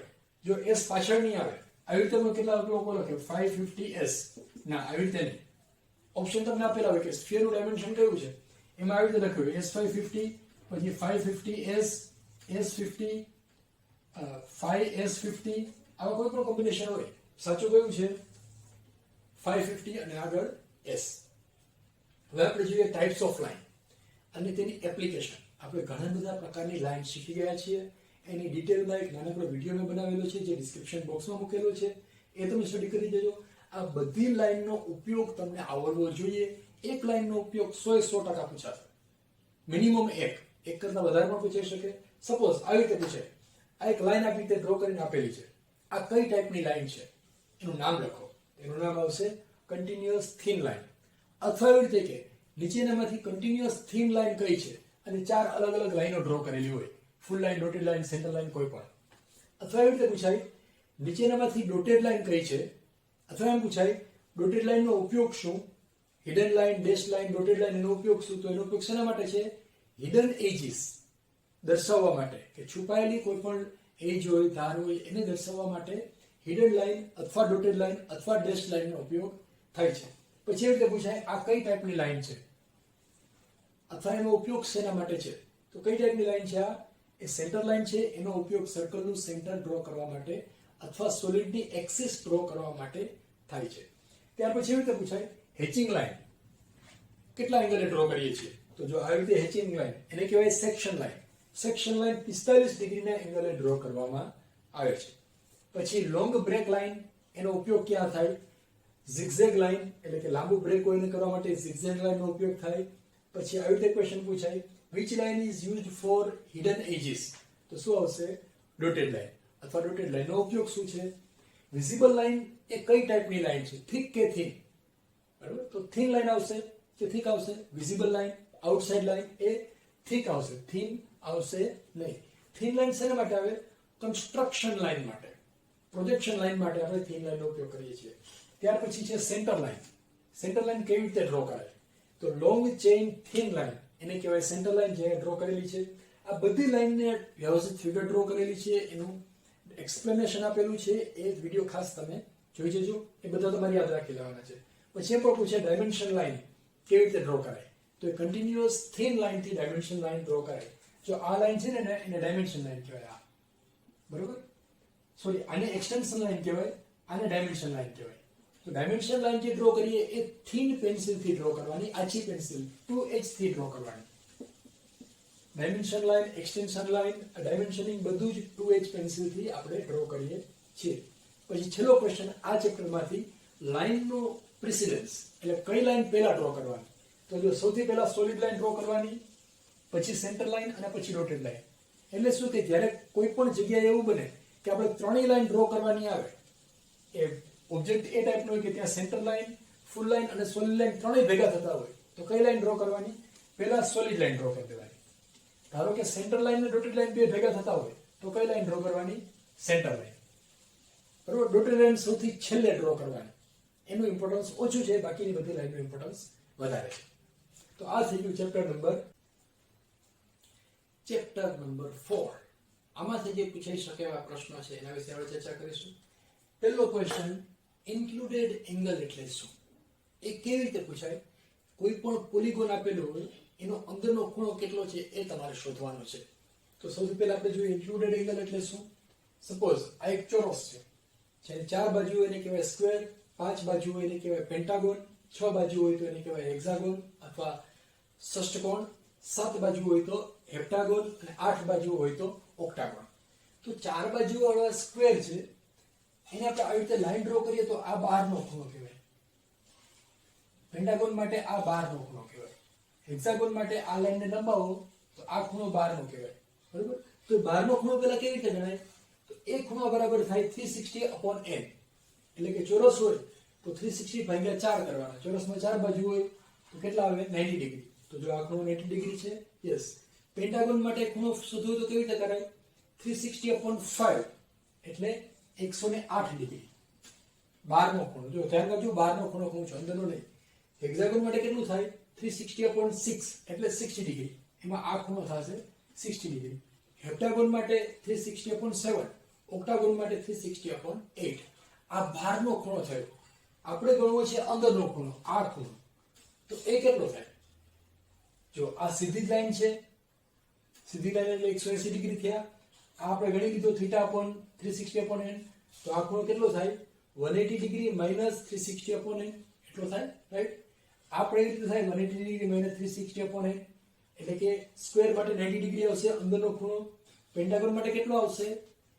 180 minus 360/5 એટલે 72 ડિગ્રી. આ ક્વેશ્ચનમાં આ એક્ઝામ્પલ પૂછાઈ શકે છે. પેન્ટાગોન માટે અંદરનો ખૂણો કેટલો છે? તો આપણે આ રીતે બેઝિક્સ યાદ હોય ને તો તમે ગમે ત્યારે ભૂલી ગયા હો તો પણ એને રિકોલ કરી શકો. હેક્સાગોન માટે અંદરનો ખૂણો કેટલો આવશે? આ ખૂણો કેટલો થાય? 60. તો આ કેટલો થયો? 120 ડિગ્રી. હેપ્ટાગોન માટે કેટલો થશે? યસ, 180 ડિગ્રી માઇનસ 360/7 એ તમે ગણી શકો છો. ઓક્ટાગોન માટે 180 ડિગ્રી માઇનસ 360/8. એવી રીતે કોઈ પણ પોલીગોન હોય એનો અંદરનો ખૂણો આપણે આ રીતે ગણી શકાય. સર્કલ એ કેટલા ડિગ્રી કવર કરે છે? આ ક્વેશ્ચન પણ પૂછાય. સપોઝ આ એક સર્કલ છે, એ કેટલા ડિગ્રીનો એંગલ કવર કરે છે? તો તમે જોઈ શકશો અહીંથી આમ સ્ટાર્ટ થાય અહીંયા સુધી તો કેટલા આવશે? સર્કલ 360 ડિગ્રીનો એંગલ કવર કરે છે. હાફ સર્કલ કેટલા ડિગ્રીનો એંગલ કવર કરશે? અહીંથી અહીંયા સુધી. અથવા એને કહેવાય સેમી સર્કલ, 180 ડિગ્રીનો એંગલ કવર કરશે. ક્વાર્ટર સર્કલ કેટલા ડિગ્રીનો એંગલ કવર કરશે? બરાબર, તો એ આવશે 90 ડિગ્રી. ક્વાર્ટર સર્કલ 90 ડિગ્રીનો એંગલ કવર કરે છે. ત્યાર પછી આપણા માટે નવો શબ્દ છે રોમ્બસ. રોમ્બસ એટલે શું? તો રોમ્બસ એટલે એવો ચતુષ્કોણ કે જેના વિકર્ણો, જેને ડાયાગોનલ એકબીજા સાથે 90 ડિગ્રીના એંગલ હોય. આવી રીતે બેના વિકર્ણો, બેના ડાયાગોનલ વચ્ચેનો ખૂણો 90 ડિગ્રી હોય એવો ચતુષ્કોણ એને કહેવાય રોમ્બસ. આ ક્વેશ્ચન પણ એમસીક્યુ તરીકે પૂછાઈ શકે છે. એના પછીનો ટોપિક જોઈએ.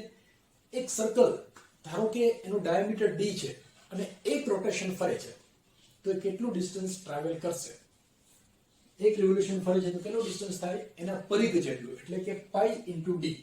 બરાબર, ધારો કે ડાયામીટર આપેલો હોય 50 મિલીમીટર અને એવું કે કેટલું ડિસ્ટન્સ ટ્રાવેલ કરશે તો આપણે 3.14 * 50 કરી દેવાના એટલે 157 મિલીમીટર એનો આન્સર આવશે. આવી રીતે કોઈ પણ ડિજિટ હોઈ શકે. ત્યાર પછી આપણે એક ક્યુબ જોઈએ. આ જે છે ને કહેવાય ક્યુબ, એટલે કે ચોરસ જે છે બધા ચોરસ એકબીજાની સાથે જોડાયેલા છે. તો આવા કેટલા ચોરસ હશે ક્યુબની અંદર? સમઘનની અંદર કેટલા ચોરસ હશે?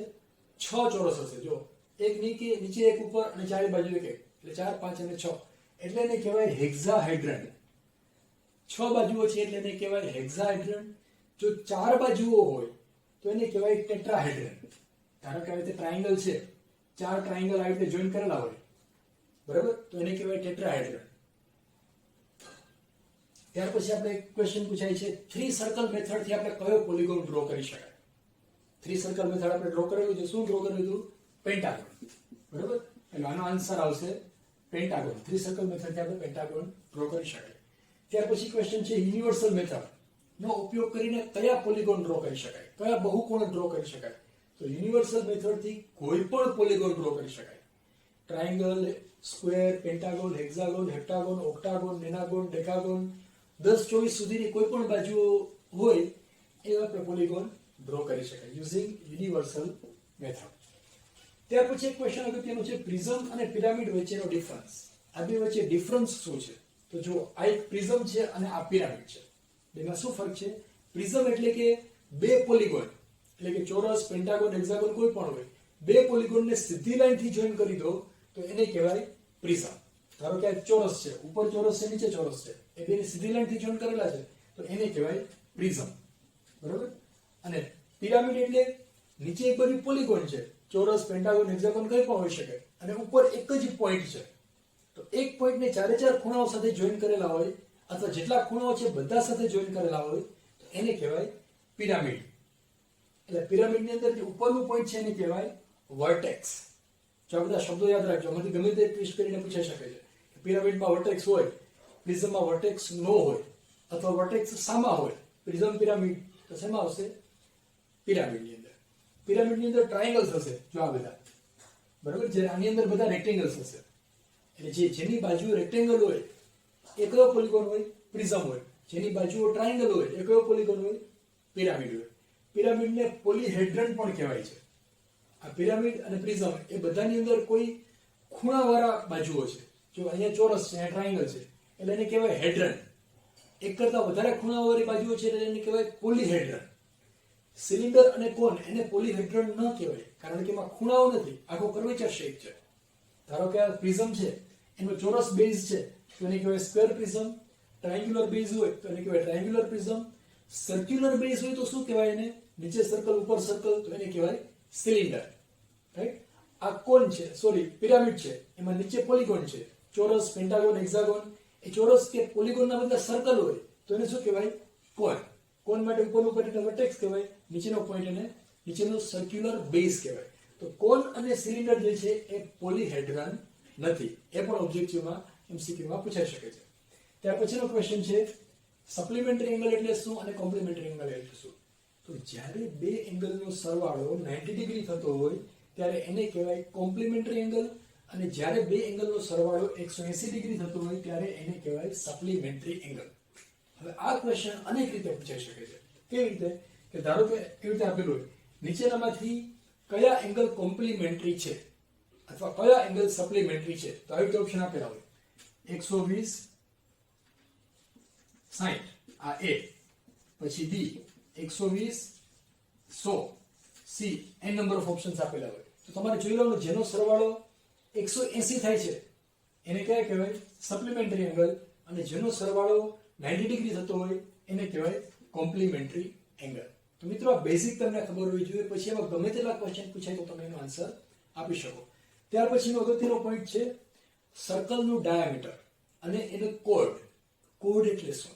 તો ધારો કે સર્કલના સેન્ટરમાંથી આપણે લાઈન ડ્રો કરીએ, એ સર્કલના પરિઘને બે બાજુ કટ કરે તો એ જે બે પોઈન્ટ છે એને કહેવાય એનો વ્યાસ અથવા ડાયામીટર.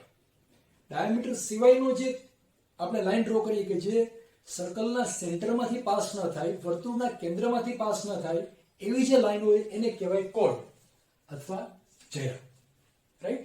અને સર્કલનો પરિઘ એના માટેનું ઇક્વેશન છે પાઈ ઇન્ટુ ડી અથવા 2 r. હવે એક ટ્વિસ્ટ કરેલો ક્વેશ્ચન જે ઘણી વખત પૂછાય છે. એક હેક્સાગોનની અંદર એક હેક્સાગોન આપણે ડ્રો કરવો છે જેની બાજુની લંબાઈ છે 50 મિલીમીટર. રાઈટ? તો આ હેક્સાગોન ડ્રો કરવા માટેની મેથડ આપણને આવડે છે. એકદમ સિમ્પલ છે. 50 મિલીમીટર બાજુનો હેક્સાગોન ડ્રો કરવો હોય તો આપણે શું કરીએ? 50 મિલીમીટરની રેડિયસ લો, એક સર્કલ ડ્રો કરો, 50 મિલીમીટરની જેટલી ત્રિજ્યા રાખીને ચાપ મારી દો સર્કલ ઉપર, બધા પોઈન્ટને જોઈન કરી દો એટલે હેક્સાગોન ડ્રો થઈ જશે. આમાંથી ઓબ્જેક્ટિવ કેમ પૂછાય? પૂછાશે. આમાં એવી રીતે પૂછાય કે આ 50 મિલીમીટર ડાયામીટર વાળું જે 50 મિલીમીટર સાઇડ લેન્થ વાળો જે હેક્સાગોન છે એ સર્કલનો ડાયામીટર કેટલો હશે, એનો વ્યાસ કેટલો હશે? કેટલો હોય? એની સાઇડ લેન્થ કરતા ડબલ એટલે કે 100 મિલીમીટર. એની ત્રિજ્યા કેટલી હશે? એની સાઇડ લેન્થ જેટલી એટલે કે 50 મિલીમીટર. અથવા ઉલટું પૂછાય, એક હેક્સાગોન 80 મિલીમીટર ડાયામીટરના વર્તુળની અંદર આવેલો છે. એક હેક્સાગોન 80 મિલીમીટર વર્તુળના ડાયામીટરના વર્તુળની અંદર આવેલો છે તો એ હેક્સાગોનની બાજુની લંબાઈ કેટલી હોય? તો જો ડાયામીટર 80 છે તો બાજુની લંબાઈ કેટલી થાય? 40 મિલીમીટર. રાઈટ? અથવા એ રીતે પૂછાય કે એક હેક્સાગોન 30 મિલીમીટર ત્રિજ્યાના વર્તુળની અંદર આવેલો છે તો એની બાજુની લંબાઈ કેટલી થાય? તો ત્રિજ્યાની લંબાઈ કેટલી આપેલી છે? 30 મિલીમીટર. તો બાજુની લંબાઈ પણ કેટલી થાય? 30 મિલીમીટર.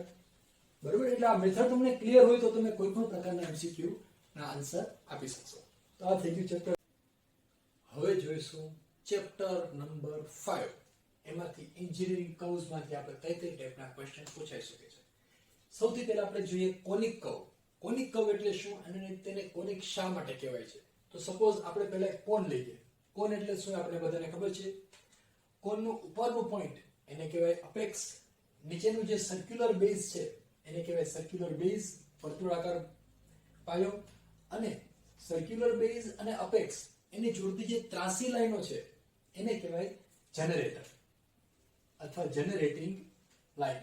ઇંગ પૂરી થઈ ગઈ છે હવે એટલે કદાચ આજે માંડ લેક્ચર પૂરું થશે. બરોબર? જનરેટર, અપેક્સ પોઈન્ટ અને સર્ક્યુલર બેઝ આ કોનના 3 માપ છે, 3 નામ છે એના અલગ અલગ કમ્પોનન્ટના. અને વચ્ચેથી જે ઊભી લાઈન પાસ થાય છે એને કહેવાય એની ધરી અથવા એક્સિસ.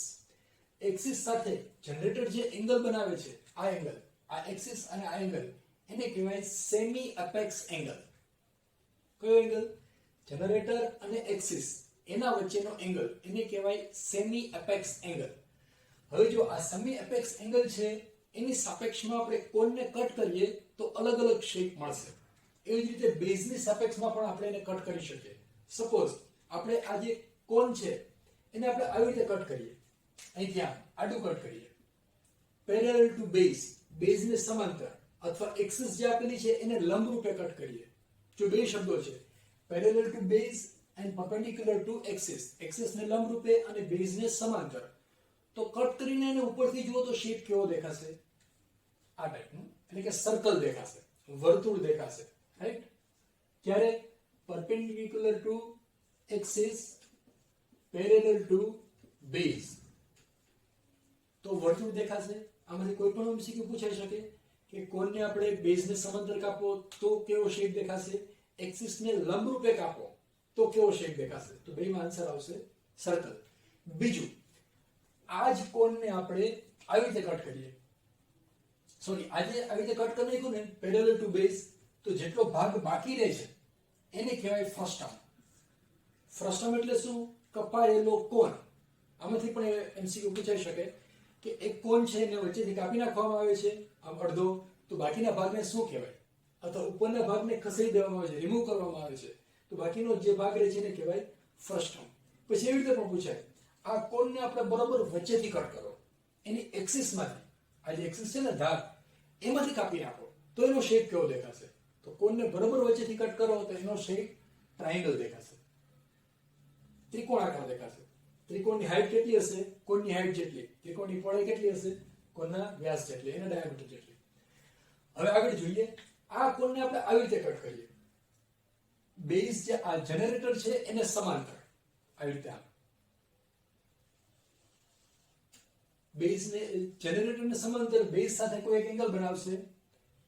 બરાબર? અથવા આ જે ખૂણો છે semi apex angle semi apex angle જેટલા જ એંગલે આપણે કોનની એક્સિસને કટ કરો, એટલે કે કટિંગ પ્લેન જે છે એનો એંગલ સેમી અપેક્સ એંગલ જેટલો જ છે એની અપેક્ષને એટલે કે એની ધારને, એની ધરીને, એની એક્સિસને કાપે છે.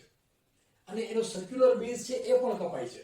જો આ સર્ક્યુલર બેઝ છે કટ થાય છે અને ઉપર જનરેટર કટ થાય છે, તો જે કટિંગ પ્લેન મળશે, આનો જે શેપ મળશે કાપ્યા પછી, એ કેવો હશે? Parabola, parallel to generator. જનરેટરને સમાંતર, પેરેલલ ટુ જનરેટર એટલે એને કહેવાય પેરાબોલા. અથવા અપેક્સ એંગલ, સેમી અપેક્સ એંગલ જેટલા એંગલે કોણને કાપવામાં આવે તો કયો કર્વ મળશે? તો આવશે પેરાબોલા. રાઈટ? આ રીતે MCQ પૂછાય. હવે આગળ જો આ બધું જ છે ને આપણે નીચે ડિસ્ક્રિપ્શન બોક્સમાં એક લિંક આપેલી છે, એની અંદર વ્યવસ્થિત ફોટોગ્રાફ સાથે ડિસ્કસ કરેલું છે, એ તમે બધા સાથે સાથે જોઈ લેજો. હવે ત્રીજો કર્વ જોઈએ. આ કટિંગ પ્લેન જે છે એ એવી રીતે કટ કરે કે જેથી બે જનરેટર કટ થાય. જો આ સાઈડનું જનરેટર જે છે આવી રીતે આમ ત્રાંસુ, એટલે કે આ સાઈડનું જનરેટર કટ થાય, આ સાઈડનું જનરેટર કટ થાય, બેઝ કટ થાય નહીં. અથવા જે બેઝ છે એની સાથે કોઈ એક એંગલ એ કટિંગ પ્લેન છે, એનો જે બેઝ છે એના સાથે કોઈ એક એંગલ એ કટિંગ પ્લેન છે. અથવા આ જે સેમી અપેક્સ એંગલ છે એના કરતા ઓછા એંગલે આપણે કટિંગ પ્લેન લઈએ. જો આ કટિંગ પ્લેન, આ સેમી અપેક્સ એંગલ છે થીટા, એના કરતા ઓછો એટલે આમ થઈ જશે, સોરી વધારે, એપેક્સ એંગલ કરતા વધારે એંગલ આપણે કટ કરીએ, આવી રીતે આટલો ભાગ કટ થશે, તો કેવો શેપ દેખાશે? એલિપ્સ. બરાબર? એટલે સેમી અપેક્સ એંગલ કરતા વધારે હશે તો એ શેપ દેખાશે તે એલિપ્સ હશે.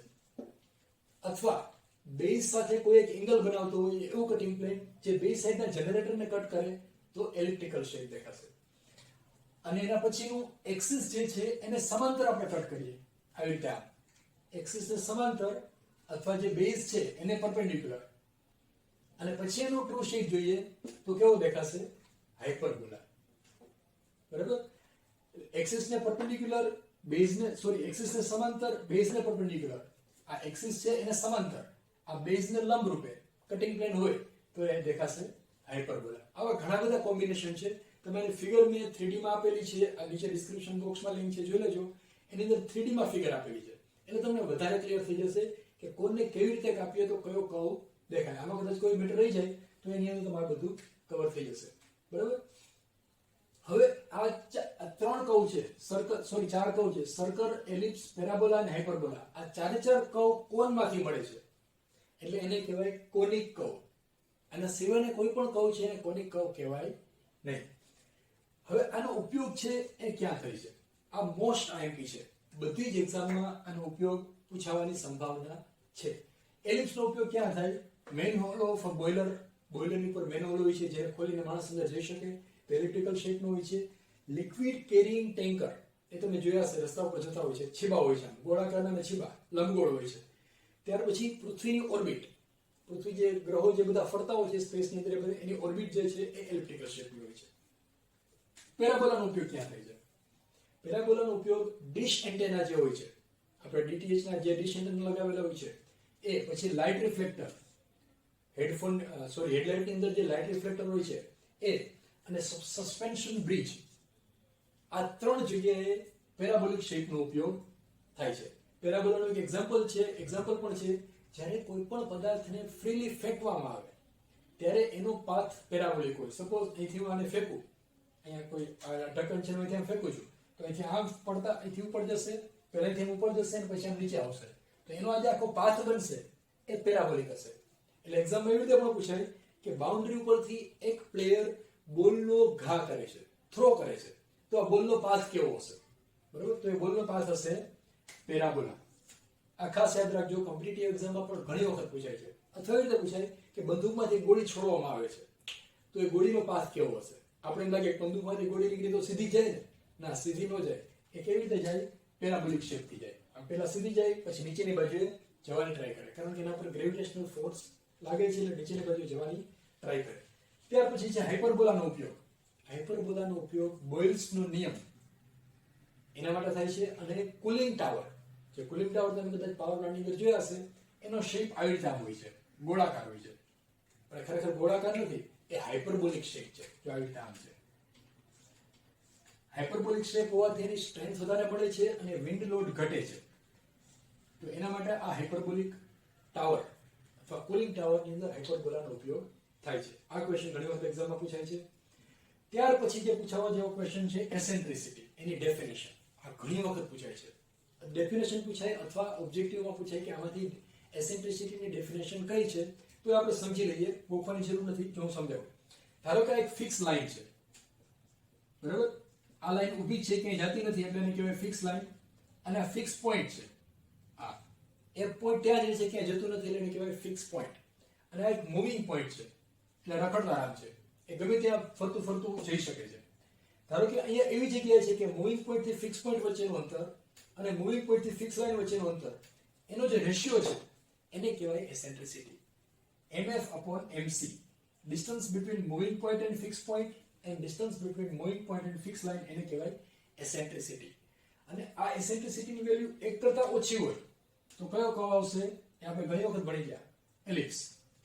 1 કરતા વધારે હોય, higher than 1, then it is hyperbola.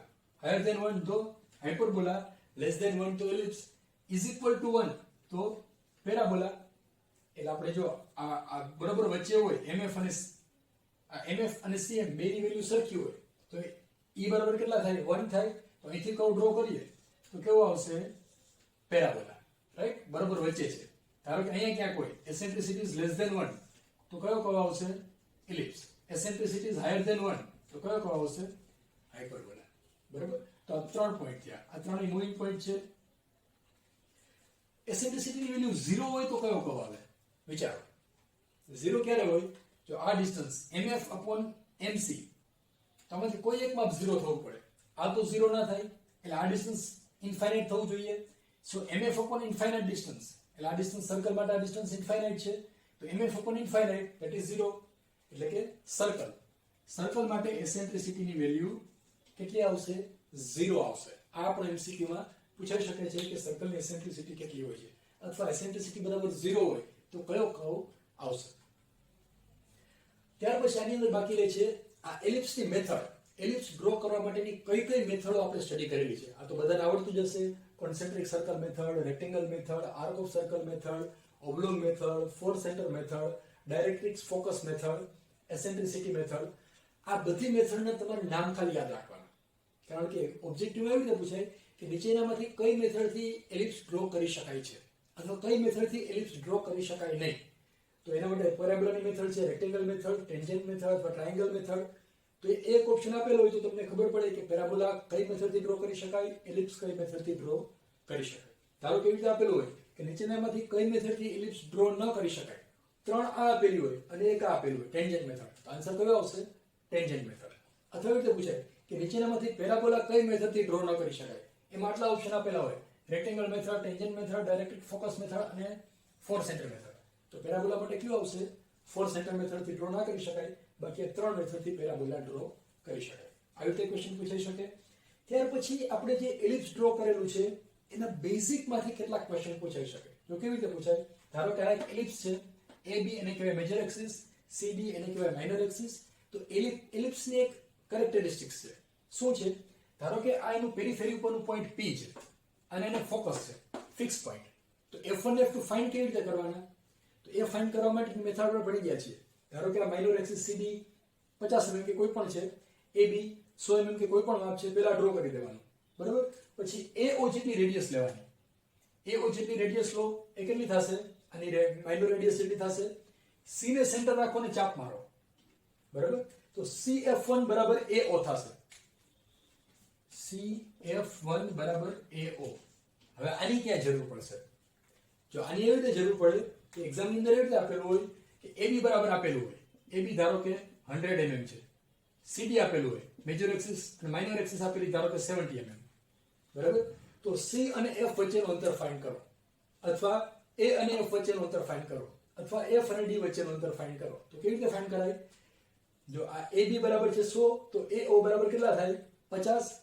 તો CF બરાબર કેટલા થાય? CF1 બરાબર 50, રાઈટ. તો આ રીતે તમે એનું અંતર ફાઇન્ડ કરી શકો અને આવી રીતે તમે આન્સર એના લખી શકો. ત્યાર પછી એની કેરેક્ટરિસ્ટિક્સ જોઈએ. જો ધારો કે P પોઈન્ટ અહીંયા છે, તો P પોઈન્ટ થી F1 વચ્ચેનું અંતર વત્તા P પોઈન્ટ થી F2 વચ્ચેનું અંતર એ આખા કર્વ માટે કોન્સ્ટન્ટ રહે. That is equal to AB. આ AB મેજર એક્સિસ છે ને એના જેટલું જ થાય. P પોઈન્ટ ગમે ત્યાં હોય, ધારો કે અહીંયા છે ને બદલે અહીંયા આવી ગયો, તો P થી F1 વચ્ચેનું અંતર માપો, P થી F2 વચ્ચેનું અંતર માપો, બેનો સરવાળો કરો તો એ કોન્સ્ટન્ટ રહે. That is equal to AB. એટલે કે મૂવિંગ પોઈન્ટ થી બે ફિક્સ પોઈન્ટ વચ્ચેના અંતરનો સરવાળો અચળ રહે છે. મૂવિંગ પોઈન્ટ થી એક ફિક્સ પોઈન્ટ વચ્ચેનું અંતર વત્તા મૂવિંગ પોઈન્ટ થી બીજા ફિક્સ પોઈન્ટ વચ્ચેનું અંતર, બેનો સરવાળો અચળ રહે તો એને કહેવાય એલિપ્સ. અને બેની બાદબાકી અચળ રહેતી હોય તો એને કહેવાય હાઇપરબોલા. બરાબર? આ પણ MCQ માં પૂછાઈ શકે છે. બેનો સરવાળો અચળ રહેતો હોય તો એલિપ્સ કહેવાય, બાદબાકી અચળ રહેતી હોય તો હાઇપરબોલા. ત્યાર પછી એવી રીતે પૂછાય, હાઇપરબોલાની અંદર એસિમ્પટોટ સ્પર્શક કહેવાય, અનંત અંતરે એના સ્પર્શક એને ટચ કરે છે, તો એ વચ્ચેનો એંગલ કેટલો થાય? એનો એક એસિમ્પટોટ આ છે, બીજો એસિમ્પટોટ આ છે, તો બે વચ્ચેનો એંગલ કેટલો છે? 90 ડિગ્રી. એટલે હાઇપરબોલાના બે એસિમ્પટોટ વચ્ચેનો એંગલ આવશે 90 ડિગ્રી. રાઈટ? તો આ થઈ ગયું ચેપ્ટર નંબર. હવે આપણે જોઈશું સ્પાઇરલમાંથી MCQ કેવી રીતે પૂછાઈ શકે. તો એના માટે પહેલા તમને બેઝિક કન્સેપ્ટ ક્લિયર હોવો જોઈએ કે સ્પાઇરલ એટલે શું અને તેનો ઉપયોગ ક્યાં થાય છે. તો જો સ્પાઇરલ એટલે કેવો શેપ આપણે ભણી ગયા છે, ધારો કે કોઈ એક સ્ટીક આવી રીતે પડેલી છે, આ એક લાકડી છે, એમાં એક કીડી અહીંથી આ બાજુએ ખસે છે, B થી A સુધી ખસે છે, બરાબર? એ જ ટાઈમે આ લાકડી ગોળ ફરે છે. લાકડી એક રેવોલ્યુશન ફરે ત્યારે કીડી B થી A પોઈન્ટ સુધી પહોંચે છે, તો એનો પાથ કંઈક આવી રીતે આમ હશે. અહીંથી આમ સ્ટાર્ટ કરો અને આવી રીતે આમ હશે. તો આ જે કર્વ છે એને કહેવાય સ્પાઇરલ. બરાબર? કીડી એટલે મૂવિંગ પોઈન્ટ અને લાકડી એટલે રોટેટિંગ લાઇન. એટલે ડેફિનેશન લખ્યું તો એવી રીતે લખાય, a line is rotating and a point is moving, then the path made by the moving point that is called as spiral. એવી જ રીતે આપણે એક લોલકનું એક્ઝામ્પલ લઈએ. ધારો કે આવી રીતે લોલક છે એ આમ થાય છે, ઓસિલેટ થાય છે, બરાબર? આમ આ બાજુ ખસે છે, આમ 1 2 3 ફ્રી હેંગિંગ લોલક છે. એમાં અહીંયા કોઈ એક મૂવિંગ પોઈન્ટ છે જેને આપણે કીડી કહેવાય. કીડી અહીંયા છે, કીડી ખસતા ખસતા અહીંથી નીચે સુધી પહોંચે છે, બરાબર? તો એનો પાથ કેવો હશે? આમ લોલક આમ થાય છે, કીડી નીચે આવે છે, તો પેલા કીડી અહીંયા હશે, પછી આમ જશે, પછી આમ જશે, આમ જશે, આવી રીતે આમ, બરાબર? આવી રીતે કીડીના ફોટોગ્રાફ લઈ શકાય. તો આ જે પાથ છે એને કહેવાય સ્પાઇરલ. એટલે સ્પાઇરલનો ઉપયોગ ક્યાં થાય? સ્પ્રિંગ બનાવવા માટે અને વોલ્યુટ કેસિંગ માટે. ટર્બાઇનની કેસિંગ અને પંપ, એની જે કેસિંગ હોય એનો શેપ સ્પાઇરલ શેપ હોય છે. ત્યાર પછી આપણે જોઈએ ઇન્વોલ્યુટ. ઇન્વોલ્યુટ એટલે શું? તો ઇન્વોલ્યુટ એટલે કોઈ પણ પદાર્થ જે શેપ હોય, square, triangle, pentagon, hexagon, circle, એની ફરતે દોરી વીંટી દઈએ આપણે અને પછી દોરીને છોડતા જાઓ તો એનો જે એન્ડ છે એનાથી જે પાથ બને એને કહેવાય ઇન્વોલ્યુટ. આ એની ડેફિનેશન છે. તો દોરીની લંબાઈ કેટલી હોય એવો ક્વેશ્ચન પૂછાઈ શકે. ધારો કે એક સ્ક્વેર છે જેની બાજુની લંબાઈ 20 મિલીમીટર છે, તો એના ફરતે દોરી વીંટેલી છે, તો દોરીને છોડી નાખો તો એની લંબાઈ કેટલી થાય? 20 × 4 એટલે 80 મિલીમીટર. ટ્રાયેંગલ હોય તો 20 × 3, પેન્ટાગોન હોય તો 20 × 5, હેક્સાગોન હોય તો મલ્ટીપ્લાઇડ બાય 6, સર્કલ હોય તો પાઈ × d, એના પરિઘ જેટલી થાય, બરાબર? સેમી સર્કલ હોય તો પાઈ d બાય 2 વત્તા ડાયામીટર આટલી થાય, ડાયામીટર જેટલી છૂટે ને, તો pi d by 2 plus d. Quarter circle હોય તો શું થાય? પા સર્કલ હોય તો pi d by 4 plus d by 2 plus d by 2, બરાબર? બે વખત એડ થાય ને, એટલે pi d by 4 plus d. આટલી દોરીની લંબાઈ થાય. d બરાબર વેલ્યુ આપેલી હોય એવું પણ બની શકે, અથવા ખાલી d પણ આપેલું હોય. તો તમને કન્સેપ્ટ ક્લિયર હોય તો તમે કોઈ પણ આન્સર આનો લખી શકો. ઇન્વોલ્યુટનો ઉપયોગ ક્યાં થાય? આપણે બધાને ખબર છે, ગિયર ટૂથ પ્રોફાઇલમાં ઇન્વોલ્યુટનો ઉપયોગ થાય છે. ઉપયોગ બધા કર્વના પૂછાવાના છે એટલે કરી જ નાખવાના. ઇન્વોલ્યુટનો ઉપયોગ ગિયર ટૂથમાં થાય છે, સ્પાઇરલનો ઉપયોગ સ્પ્રિંગમાં અને કેસિંગમાં થાય છે. પંપ અને ટર્બાઇનની કેસિંગ જે છે સ્પાઇરલ શેપની હોય છે. હવેનો કર્વ છે સાયક્લોઇડ. સાયક્લોઇડનો ઉપયોગ પણ ગિયર ટૂથમાં થાય છે. એની આપણે બેઝિક જોઈએ, સાયક્લોઇડ એટલે શું? સાયક્લોઇડ એટલે મેં તમને કીધું હતું સાયકલનું વ્હીલ યાદ રાખવાનું. ધારો કે સાયકલનું વ્હીલ છે, અહીંયા એનો વાલ્વ છે. સાયકલનું વ્હીલ ક્લોકવાઇઝ ડાયરેક્શનમાં ધારો કે ગોળ ફરે છે, તો અહીંયા પોઈન્ટ A થી પોઈન્ટ B સુધી પહોંચે છે, રાઈટ? અને એક રેવોલ્યુશન ફરે છે. એક રેવોલ્યુશન ફરે છે તો કેટલું ડિસ્ટન્સ ટ્રાવેલ કરશે? તે એના પરિઘ જેટલું, પાઈ d જેટલું, રાઈટ? એક રેવોલ્યુશન ફરશે તો પાઈ d જેટલું. અડધું રિવોલ્યુશન ફરશે તો pi D by 2 and so on. 90 degree જેટલું રિવોલ્યુશન ફરશે તો પાઈ ડી બાય 4, રાઈટ? એટલે એ પ્રમાણે તમે ગણી શકો. બે રિવોલ્યુશન ફરશે તો 2 પાઈ ડી, n રિવોલ્યુશન ફરશે તો પાઈ ડી n અથવા n ઇન્ટુ પાઈ ડી. તો આ જો સર્કલ છે સીધી લાઈનમાં ગતિ કરતું હોય તો આ જે વાલ છે એટલે કે આ પોઈન્ટ છે સર્કલ ઉપરનો એનો જે પાથ છે એ બનશે ને કહેવાય સાયક્લોઇડ. સીધી લાઈનમાં હોય તો સાયક્લોઇડ, એ સીધી લાઈનના બદલે ગોળાકાર હોય એની ઉપર ફરે. ધારો કે આ સ્પીડ બ્રેકર છે એ ગોળાકાર હોય છે. એ સ્પીડ બ્રેકર ઉપરથી જ્યારે વ્હીલ પાસ થાય ત્યારે એનો જે વાલ છે એનો પાથ ડ્રો કરો તો કંઈક આવી રીતે આમ આવશે. તો એને કહેવાય એપિસાયક્લોઇડ. બરાબર? વ્હીલની બહાર બીજું વ્હીલ ફરે છે તો આવશે એપિસાયક્લોઇડ, અને વ્હીલની અંદર બીજું વ્હીલ ફરતું હોય. ધારો કે મોતનો કૂવો, મોતના કૂવામાં કેવી રીતે હોય છે? મોટું ગોળાકારનું સર્કલ હોય છે, એની અંદર નાનું સર્કલ ગોળ ફરતું હોય છે. તો એનો જે વાલ છે એ અહીંયા છે, તો આ જે એન્ટીક્લોકવાઇઝ ડાયરેક્શનમાં ફરશે તેનો વાલ અહીંથી અહીંયા સુધી પહોંચશે. બરાબર? તો આને કહેવાય હાઇપોસાયક્લોઇડ. એટલે આમાંથી શું પૂછાય? સર્કલ સીધી લાઈનમાં જતું હોય તો સાયક્લોઇડ, સર્કલની ઉપર સર્કલ હોય તો એપિસાયક્લોઇડ, સર્કલની અંદર સર્કલ હોય તો હાઇપોસાયક્લોઇડ. બીજો ઇક્વેશન પૂછાય, આ એંગલ થીટા એ ફાઇન્ડ કરવા માટેનું ઇક્વેશન. તો એંગલ થીટા ફાઇન્ડ કરવા માટેનું ઇક્વેશન આપણે ઘણી વખત લખેલું છે. Theta is equal to 360 degree into small radius upon capital radius. Small radius એટલે રોટેટિંગ સર્કલની રેડિયસ. આ જે સર્કલ છે એને કહેવાય રોટેટિંગ સર્કલ, અને આને કહેવાય ડાયરેક્ટિંગ સર્કલ. બરાબર? જે ગોળ ફરે છે એને કહેવાય રોટેટિંગ સર્કલ, આને કહેવાય ડાયરેક્ટિંગ સર્કલ. તો રોટેટિંગ સર્કલના છેદમાં ડાયરેક્ટિંગ સર્કલ, એની રેડિયસ લો કે ડાયામીટર લો કોઈ પણ લો, એંગલમાં કોઈ ફરક પડશે નહીં. તો આ રીતે આપણે એનો અંદરનો એંગલ ફાઇન્ડ કરી શકાય. આ ક્વેશ્ચન પણ આમાંથી પૂછાઈ શકે છે. Next chapter, projections of points and lines. હવે આ ચેપ્ટરની અંદર સૌથી પહેલા આપણે આડી સપાટી અને ઊભી સપાટી વિશે જોઈશું. ધારો કે આ જે છે એને કહેવાય ઊભી સપાટી અથવા વર્ટિકલ પ્લેન, આને કહેવાય આડી સપાટી અથવા હોરિઝોન્ટલ પ્લેન. આ બે સપાટી છે એ જ્યાંથી ઇન્ટરસેક્ટ થાય છે, જ્યાં છેદે છે ત્યાં એક લાઈન બને છે, એને કહેવાય XY લાઈન. અને આ બે સપાટીની સાપેક્ષમાં એની પોઝિશન ત્રણ રીતે હોઈ શકે. સપોઝ કોઈ ઓબ્જેક્ટ આ આડી સપાટીની ઉપરની બાજુએ હોય, અથવા નીચેની બાજુએ હોય, અથવા આડી સપાટી ઉપર હોય, કોઈ પણ પોઈન્ટ આડી સપાટીની અંદર હોય. એવી જ રીતે ઊભી સપાટીની સાપેક્ષમાં ત્રણ શક્યતા છે. કોઈ પણ પોઈન્ટ ઊભી સપાટીની સામેની બાજુએ હોય એટલે કે આ બાજુએ હોય, ઊભી સપાટીની પાછળની સાઈડ હોય, આ સાઈડ હોય, અથવા ઊભી સપાટીની અંદર હોય એટલે કે અહીંયા પ્લેનની અંદર હોય. બરાબર? તો એની પ્રમાણે આપણે એના ચાર ચરણ બને છે, ચાર ક્વોડ્રન્ટ છે, ફર્સ્ટ, સેકન્ડ, થર્ડ અને ફોર્થ. આ ચારે ચાર ચરણની અલગ અલગ કેરેક્ટરિસ્ટિક્સ છે. સપોઝ પહેલું ચરણ છે ક્યાં આવશે? અહીંયા આવશે.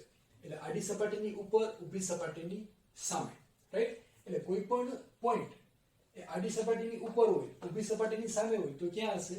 પહેલા ચરણમાં હશે. ઊભી સપાટીની ઉપર, સોરી, આડી સપાટીની ઉપર, ઊભી સપાટીની પાછળ હોય તો ક્યાં હશે? બીજા ચરણમાં હશે. આડી સપાટીની નીચે, ઊભી સપાટીની પાછળ હોય તો ત્રીજા ચરણમાં હશે. આડી સપાટીની નીચે, ઊભી સપાટીની સામે એવી રીતે હોય તો ચોથા ચરણમાં હશે. આમાંથી કોઈ પણ MCQ પૂછાઈ શકે છે કે પોઈન્ટ અહીંયા હોય તો કયા ચરણમાં હોય, અથવા ઉલટું આ ચરણમાં હોય, બીજા ચરણમાં છે તો HP ની સાપેક્ષમાં ક્યાં હશે, VP ની સાપેક્ષમાં ક્યાં હશે. ધારો કે એવી રીતે પૂછે કોઈ એક પોઈન્ટ ત્રીજા ચરણમાં છે તો આડી સપાટીની સાપેક્ષમાં ક્યાં હશે, ઉપર કે નીચે? તો ત્રીજા ચરણમાં હોય તો આડી સપાટીની નીચે આવશે, અહીંયા આવશે. બીજા ચરણમાં હોય તો આડી સપાટીની ઉપર આવશે. અથવા એવી રીતે પૂછાય કે કોઈ એક પોઈન્ટ આડી સપાટીની ઉપર છે તો એ કયા ચરણમાં હોઈ શકે? આડી સપાટીની ઉપર હોય તો કયા ચરણમાં હોય? પહેલા અથવા બીજા. આડી સપાટીની નીચે હોય તો ત્રીજા અથવા ચોથા. બરોબર? એવી રીતે VP ની સાપેક્ષમાં પૂછાય કે VP ની સામે કોઈ એક પોઈન્ટ છે તો કયા ચરણમાં હોઈ શકે? VP ની સામે હોય તો પહેલા અથવા ચોથા ચરણમાં હોય. VP ની પાછળ હોય એટલે કે ઊભી સપાટીની પાછળ હોય તો બીજા અથવા ત્રીજા ચરણમાં હોઈ શકે. ત્યાર પછી બધા પોઈન્ટ આપણે જોઈ લઈએ. નવેલો પોઈન્ટ આપણે ડ્રો કરેલા છે પ્રોજેક્શન ઓફ પોઈન્ટ ની અંદર, એ આપણે વન બાય વન જોઈ લઈએ. ધારો કે પોઈન્ટ અહીંયા છે એટલે આડી સપાટીની અંદર છે, બરોબર, અને ઊભી સપાટીની સામે છે તો એનો ફ્રન્ટ વ્યૂ કેવો હશે? ફ્રન્ટ વ્યૂ XY લાઈન ની ઉપર આવશે અને ટોપ વ્યૂ XY લાઈન થી નીચેની સાઈડ આવશે. પોઈન્ટ 2 અહીંયા છે. આ ડિટેલમાં આપણે ભણી ગયા છીએ એટલે અત્યારે હું ફાસ્ટ ફોરવર્ડ કરી દઉં છું. પોઈન્ટ નંબર 2 અહીંયા છે, ઊભી સપાટીની અંદર છે, આડી સપાટીની ઉપરની સાઈડ છે તો ફ્રન્ટ વ્યૂ XY લાઈન થી ઉપર આવશે, ટોપ વ્યૂ XY લાઈન પર જ આવશે. ત્રીજો પોઈન્ટ અહીંયા છે, આડી સપાટીની ઉપર ઊભી સપાટીની પાછળ. એ રીતે ચોથો પોઈન્ટ અહીંયા છે, ઊભી સપાટીની અંદર અને આડી સપાટીની નીચે. તો આ બધાનો ફ્રન્ટ વ્યૂ અને ટોપ વ્યૂ તમને ડ્રો કરતા આવડે છે અને ડિટેલમાં જતા નથી. એમાંથી ઘણા બધા ઓબ્જેક્ટિવ પૂછાઈ શકે છે. ધારો કે એવી રીતે આપેલું હોય કે કોઈ પોઈન્ટ HP ની અંદર છે, આડી સપાટીની અંદર છે, તો ઓલવેઝ એનો ફ્રન્ટ વ્યૂ XY લાઈન ઉપર જ આવશે. અહીંયા જ આવશે એનો ફ્રન્ટ વ્યૂ, બરાબર, આડી સપાટીની અંદર હોય તો. અને ઊભી સપાટીની અંદર છે એવી રીતે આપેલું હોય, આમાં ક્યાંય પણ ઊભી સપાટીની અંદર, તો એનો ટોપ વ્યૂ XY લાઈનની અંદર આવશે ઓલવેઝ. બીજું કંઈ તમારે વાંચવાનું જ નહીં. ડેટા આપેલો હોય એમાં કંઈ નહીં વાંચવાનું. ઇન HP આવે એટલે ફ્રન્ટ વ્યૂ XY લાઈન ઉપર આવશે, ઇન VP આવે તો ટોપ વ્યૂ XY લાઈન ઉપર આવશે. બાકીની કોઈ ડેટા વાંચવાની જરૂર નથી. હવે આપણે પોઈન્ટ લઈ લઈએ. ધારો કે આવી રીતે આપેલું છે, પોઈન્ટ એ આડી સપાટીની ઉપર છે, ઊભી સપાટીની પાછળ છે. આડી સપાટીની ઉપર ઊભી સપાટીની પાછળ, તો એ કયા ચરણમાં હોઈ શકે? તો ક્યાં હોય? આડી સપાટીની ઉપર ઊભી સપાટીની પાછળ એટલે ત્રીજા ચરણમાં હોય, બરોબર. આવા ઘણા બધા કોમ્બિનેશન છે. પછી ધારો કે આવી રીતે પૂછાય કે કોઈ ઓબ્જેક્ટનો ફ્રન્ટ વ્યૂ XY લાઈન થી ઉપર છે, ટોપ વ્યૂ XY લાઈન થી નીચે છે, તો એ કયા ચરણમાં હશે? ફ્રન્ટ વ્યૂ ઉપર, ટોપ વ્યૂ નીચે, તો ક્યાં હશે? પહેલા ચરણમાં, બરોબર. બંને વ્યૂ XY લાઈન થી ઉપર છે, તો કયા ચરણમાં હશે? બે વ્યૂ XY લાઈન થી ઉપર છે એટલે બીજા ચરણમાં. એવી રીતે પૂછાય, ટોપ વ્યૂ ઉપર છે, ફ્રન્ટ વ્યૂ નીચે છે, તો કયા ચરણમાં હશે? ટોપ વ્યૂ ઉપર અને ફ્રન્ટ વ્યૂ નીચે, બરોબર, અહીંયા, તો ત્રીજા ચરણમાં હશે. એવી રીતે પૂછાય કે બંને વ્યૂ XY લાઈન થી નીચે છે, તો કયા ચરણમાં હશે? બે વ્યૂ XY લાઈન થી નીચે ક્યારે હોય? એ ચોથા ચરણમાં હોય, તો એવું શક્ય બને. પછી ઉલટું પણ પૂછાય કે ત્રીજા ચરણમાં કોઈ ઓબ્જેક્ટ હોય તો એનો ફ્રન્ટ વ્યૂ અને ટોપ વ્યૂ ક્યાં હશે? તો ત્રીજા ચરણમાં હોય તો ક્યાં હશે? ટોપ વ્યૂ ઉપર હશે, ફ્રન્ટ વ્યૂ નીચે હશે. ચોથા ચરણમાં હોય તો એના બંને વ્યૂ ક્યાં હશે? XY લાઈનની નીચે હશે. પછી એવી રીતે પૂછાય તેના બંને વ્યૂ XY લાઈન થી ઉપર છે અથવા બંને વ્યૂ XY લાઈનની એક જ બાજુએ છે, તો કયા ચરણમાં હોઈ શકે? એક જ બાજુએ ક્યારે હોય? બીજા ચરણમાં હોય ત્યારે અથવા ચોથા ચરણમાં હોય ત્યારે. અથવા એવી રીતે પૂછાય કે બંને વ્યૂ XY લાઈન થી અલગ અલગ ડાયરેક્શનમાં છે, એક વ્યૂ XY લાઈન થી ઉપર છે, એક વ્યૂ XY લાઈન થી નીચે છે, તો કયા ચરણમાં હોઈ શકે? તો પહેલા અથવા ત્રીજા ચરણમાં એ ઓબ્જેક્ટ અથવા પોઈન્ટ હોઈ શકે. તો આવા અનેક કોમ્બિનેશન છે. તમે પ્રોજેક્શન ઓફ પોઈન્ટ ખાસ તમે ક્લિયર કરી લેજો, એટલે તમને આના બધા પોઈન્ટ ક્લિયર કરતા, એના બધા MCQ ના આન્સર આપતા આવડશે. એની લિંક પણ મેં ડિસ્ક્રિપ્શન બોક્સમાં આપેલી છે. હવે આપણે જોઈએ લાઈનના પ્રોબ્લેમ. હવે જો અહીંયા લાઈન જે આપેલી છે ને, એના નોમેનક્લેચર્સ આપેલા છે, આલ્ફા, બીટા, થીટા અને ફાઈ, 4 એંગલ. એ આપણે અનેક વખત બોલી ગયા છીએ, આપણે બધાને ડ્રો કરતા આવડે છે. અને એની ફ્રન્ટ વ્યૂની લંબાઈ A', B' અને ટોપ વ્યૂની લંબાઈ AB, બરાબર. અને true length A', B1', A', B2' અને AB1 એની ટ્રુ લેન્થ છે. તો એના HP અને VP સાથેનો એંગલ, HP સાથેનો એંગલ એને કહેવાય થીટા, VP સાથેનો એંગલ, ઊભી સપાટી સાથેનો એંગલ એને કહેવાય ફાઈ. એને ટ્રુ ઇન્ક્લિનેશન કહેવાય. અને અપારન્ટ ઇન્ક્લિનેશન એટલે આલ્ફા અને બીટા. હવે એ આપણે ડ્રો કેવી રીતે કરીએ છીએ? પહેલા ફ્રન્ટ વ્યૂ આપેલો છે A', B', એનો XY લાઈન સાથેનો એંગલ આપેલો છે આલ્ફા. ફ્રન્ટ વ્યૂ XY લાઈનને સમાંતર બનાવો તો ટોપ વ્યૂમાં જે ટ્રુ લેન્થ મળે, આ ટ્રુ લેન્થ, એનો XY લાઈન સાથેનો એંગલ એને કહેવાય ફાઈ, એંગલ વિથ VP. અને એવી જ રીતે ટોપ વ્યૂની અંદર જે આપણે AB ડ્રો કરેલું છે, એમાંથી ચાપ મારો ઉપર લઈ જાઓ તો અહીં જે ટ્રુ લેન્થ મળશે એનો XY લાઈન સાથેનો એંગલ એને કહેવાય થીટા, ટ્રુ ઇન્ક્લિનેશન. હવે આમાંથી ક્વેશ્ચન કેવી રીતે પૂછાય? તો આમાંથી એવી રીતે પૂછાય કે એક લાઈન આડી સપાટીને સમાંતર છે અને ઊભી સપાટીને સમાંતર છે. આડી અને ઊભી બેને સમાંતર છે, તો એનો ટોપ વ્યૂ અને ફ્રન્ટ વ્યૂ કેવા હશે? અથવા ટ્રુ લેન્થ કયા વ્યૂમાં દેખાશે? તો એની ટ્રુ લેન્થ ટોપ વ્યૂ અને ફ્રન્ટ વ્યૂ બેમાં દેખાશે, બરાબર. પછી એવી રીતે પૂછાય કે એ લાઈન આડી સપાટીને લંબરૂપે છે અને ઊભી સપાટીને સમાંતર છે, તો એનો ફ્રન્ટ વ્યૂ કેવો હશે અથવા ટોપ વ્યૂ કેવો હશે? તો એનો ફ્રન્ટ વ્યૂ જે છે એ લાઈન હશે, એ ટ્રુ લેન્થ દર્શાવશે, અને ટોપ વ્યૂ છે એ પોઈન્ટ હશે. અથવા આવી રીતે પૂછાય line perpendicular to VP parallel to HP, આડી સપાટીને સમાંતર છે, ઊભી સપાટીને લંબરૂપે છે, તો ફ્રન્ટ વ્યૂ કેવો હશે? એનો ડોટ એટલે પોઈન્ટ હશે, અને ટોપ વ્યૂ એની લાઈન હશે, અને એ જ એનો ટ્રુ એંગલ હશે, ટ્રુ લેન્થ હશે, અને એ XY લાઈનને પરપેન્ડિક્યુલર હશે. આવી રીતે ઘણા બધા કોમ્બિનેશન હોઈ શકે. તમને બધા જ જો આ પ્રોજેક્શન ઓફ પોઈન્ટ અને લાઈન ડ્રો કરતા આવડતા હશે તો તમે કોઈ પણ પ્રોબ્લેમનું સોલ્યુશન આપી શકશો. ત્યાર પછી એવી રીતે પૂછાય કે આ એક લાઈન છે, એનો આડી સપાટી અને ઊભી સપાટી સાથેના એપરન્ટ એંગલ આલ્ફા અને બીટા છે, અને એના ટ્રુ ઇન્ક્લિનેશન થીટા અને ફાઈ છે, તો એની વચ્ચેનું રિલેશન શું હોઈ શકે? તો always alpha and beta is greater than theta and phi. Apparent angle are always higher than true angle. તમે જો આ બધી ફિગરો ડ્રો કરેલી છે એ બધાની અંદર આ આલ્ફા અને બીટાની વેલ્યુ વધારે છે, થીટા અને ફાઈ અંદર જ આવે છે, right? So true angle is always less than apparent angle, અથવા apparent angle is always higher than true angle. આવા ઘણા બધા કોમ્બિનેશન એમાં. તો મિત્રો, આ સબ્જેક્ટની અંદર તમારે બધાને ખૂબ જ સારા માર્ક્સ આવે, ખૂબ જ સારો ગ્રેડ આવે એવી બધાને શુભેચ્છાઓ. બસ અભ્યાસ કરતા રહો, આગળ વધતા રહો અને આપણી ચેનલ સાથે જોડાયેલા રહો. Thanks for watching.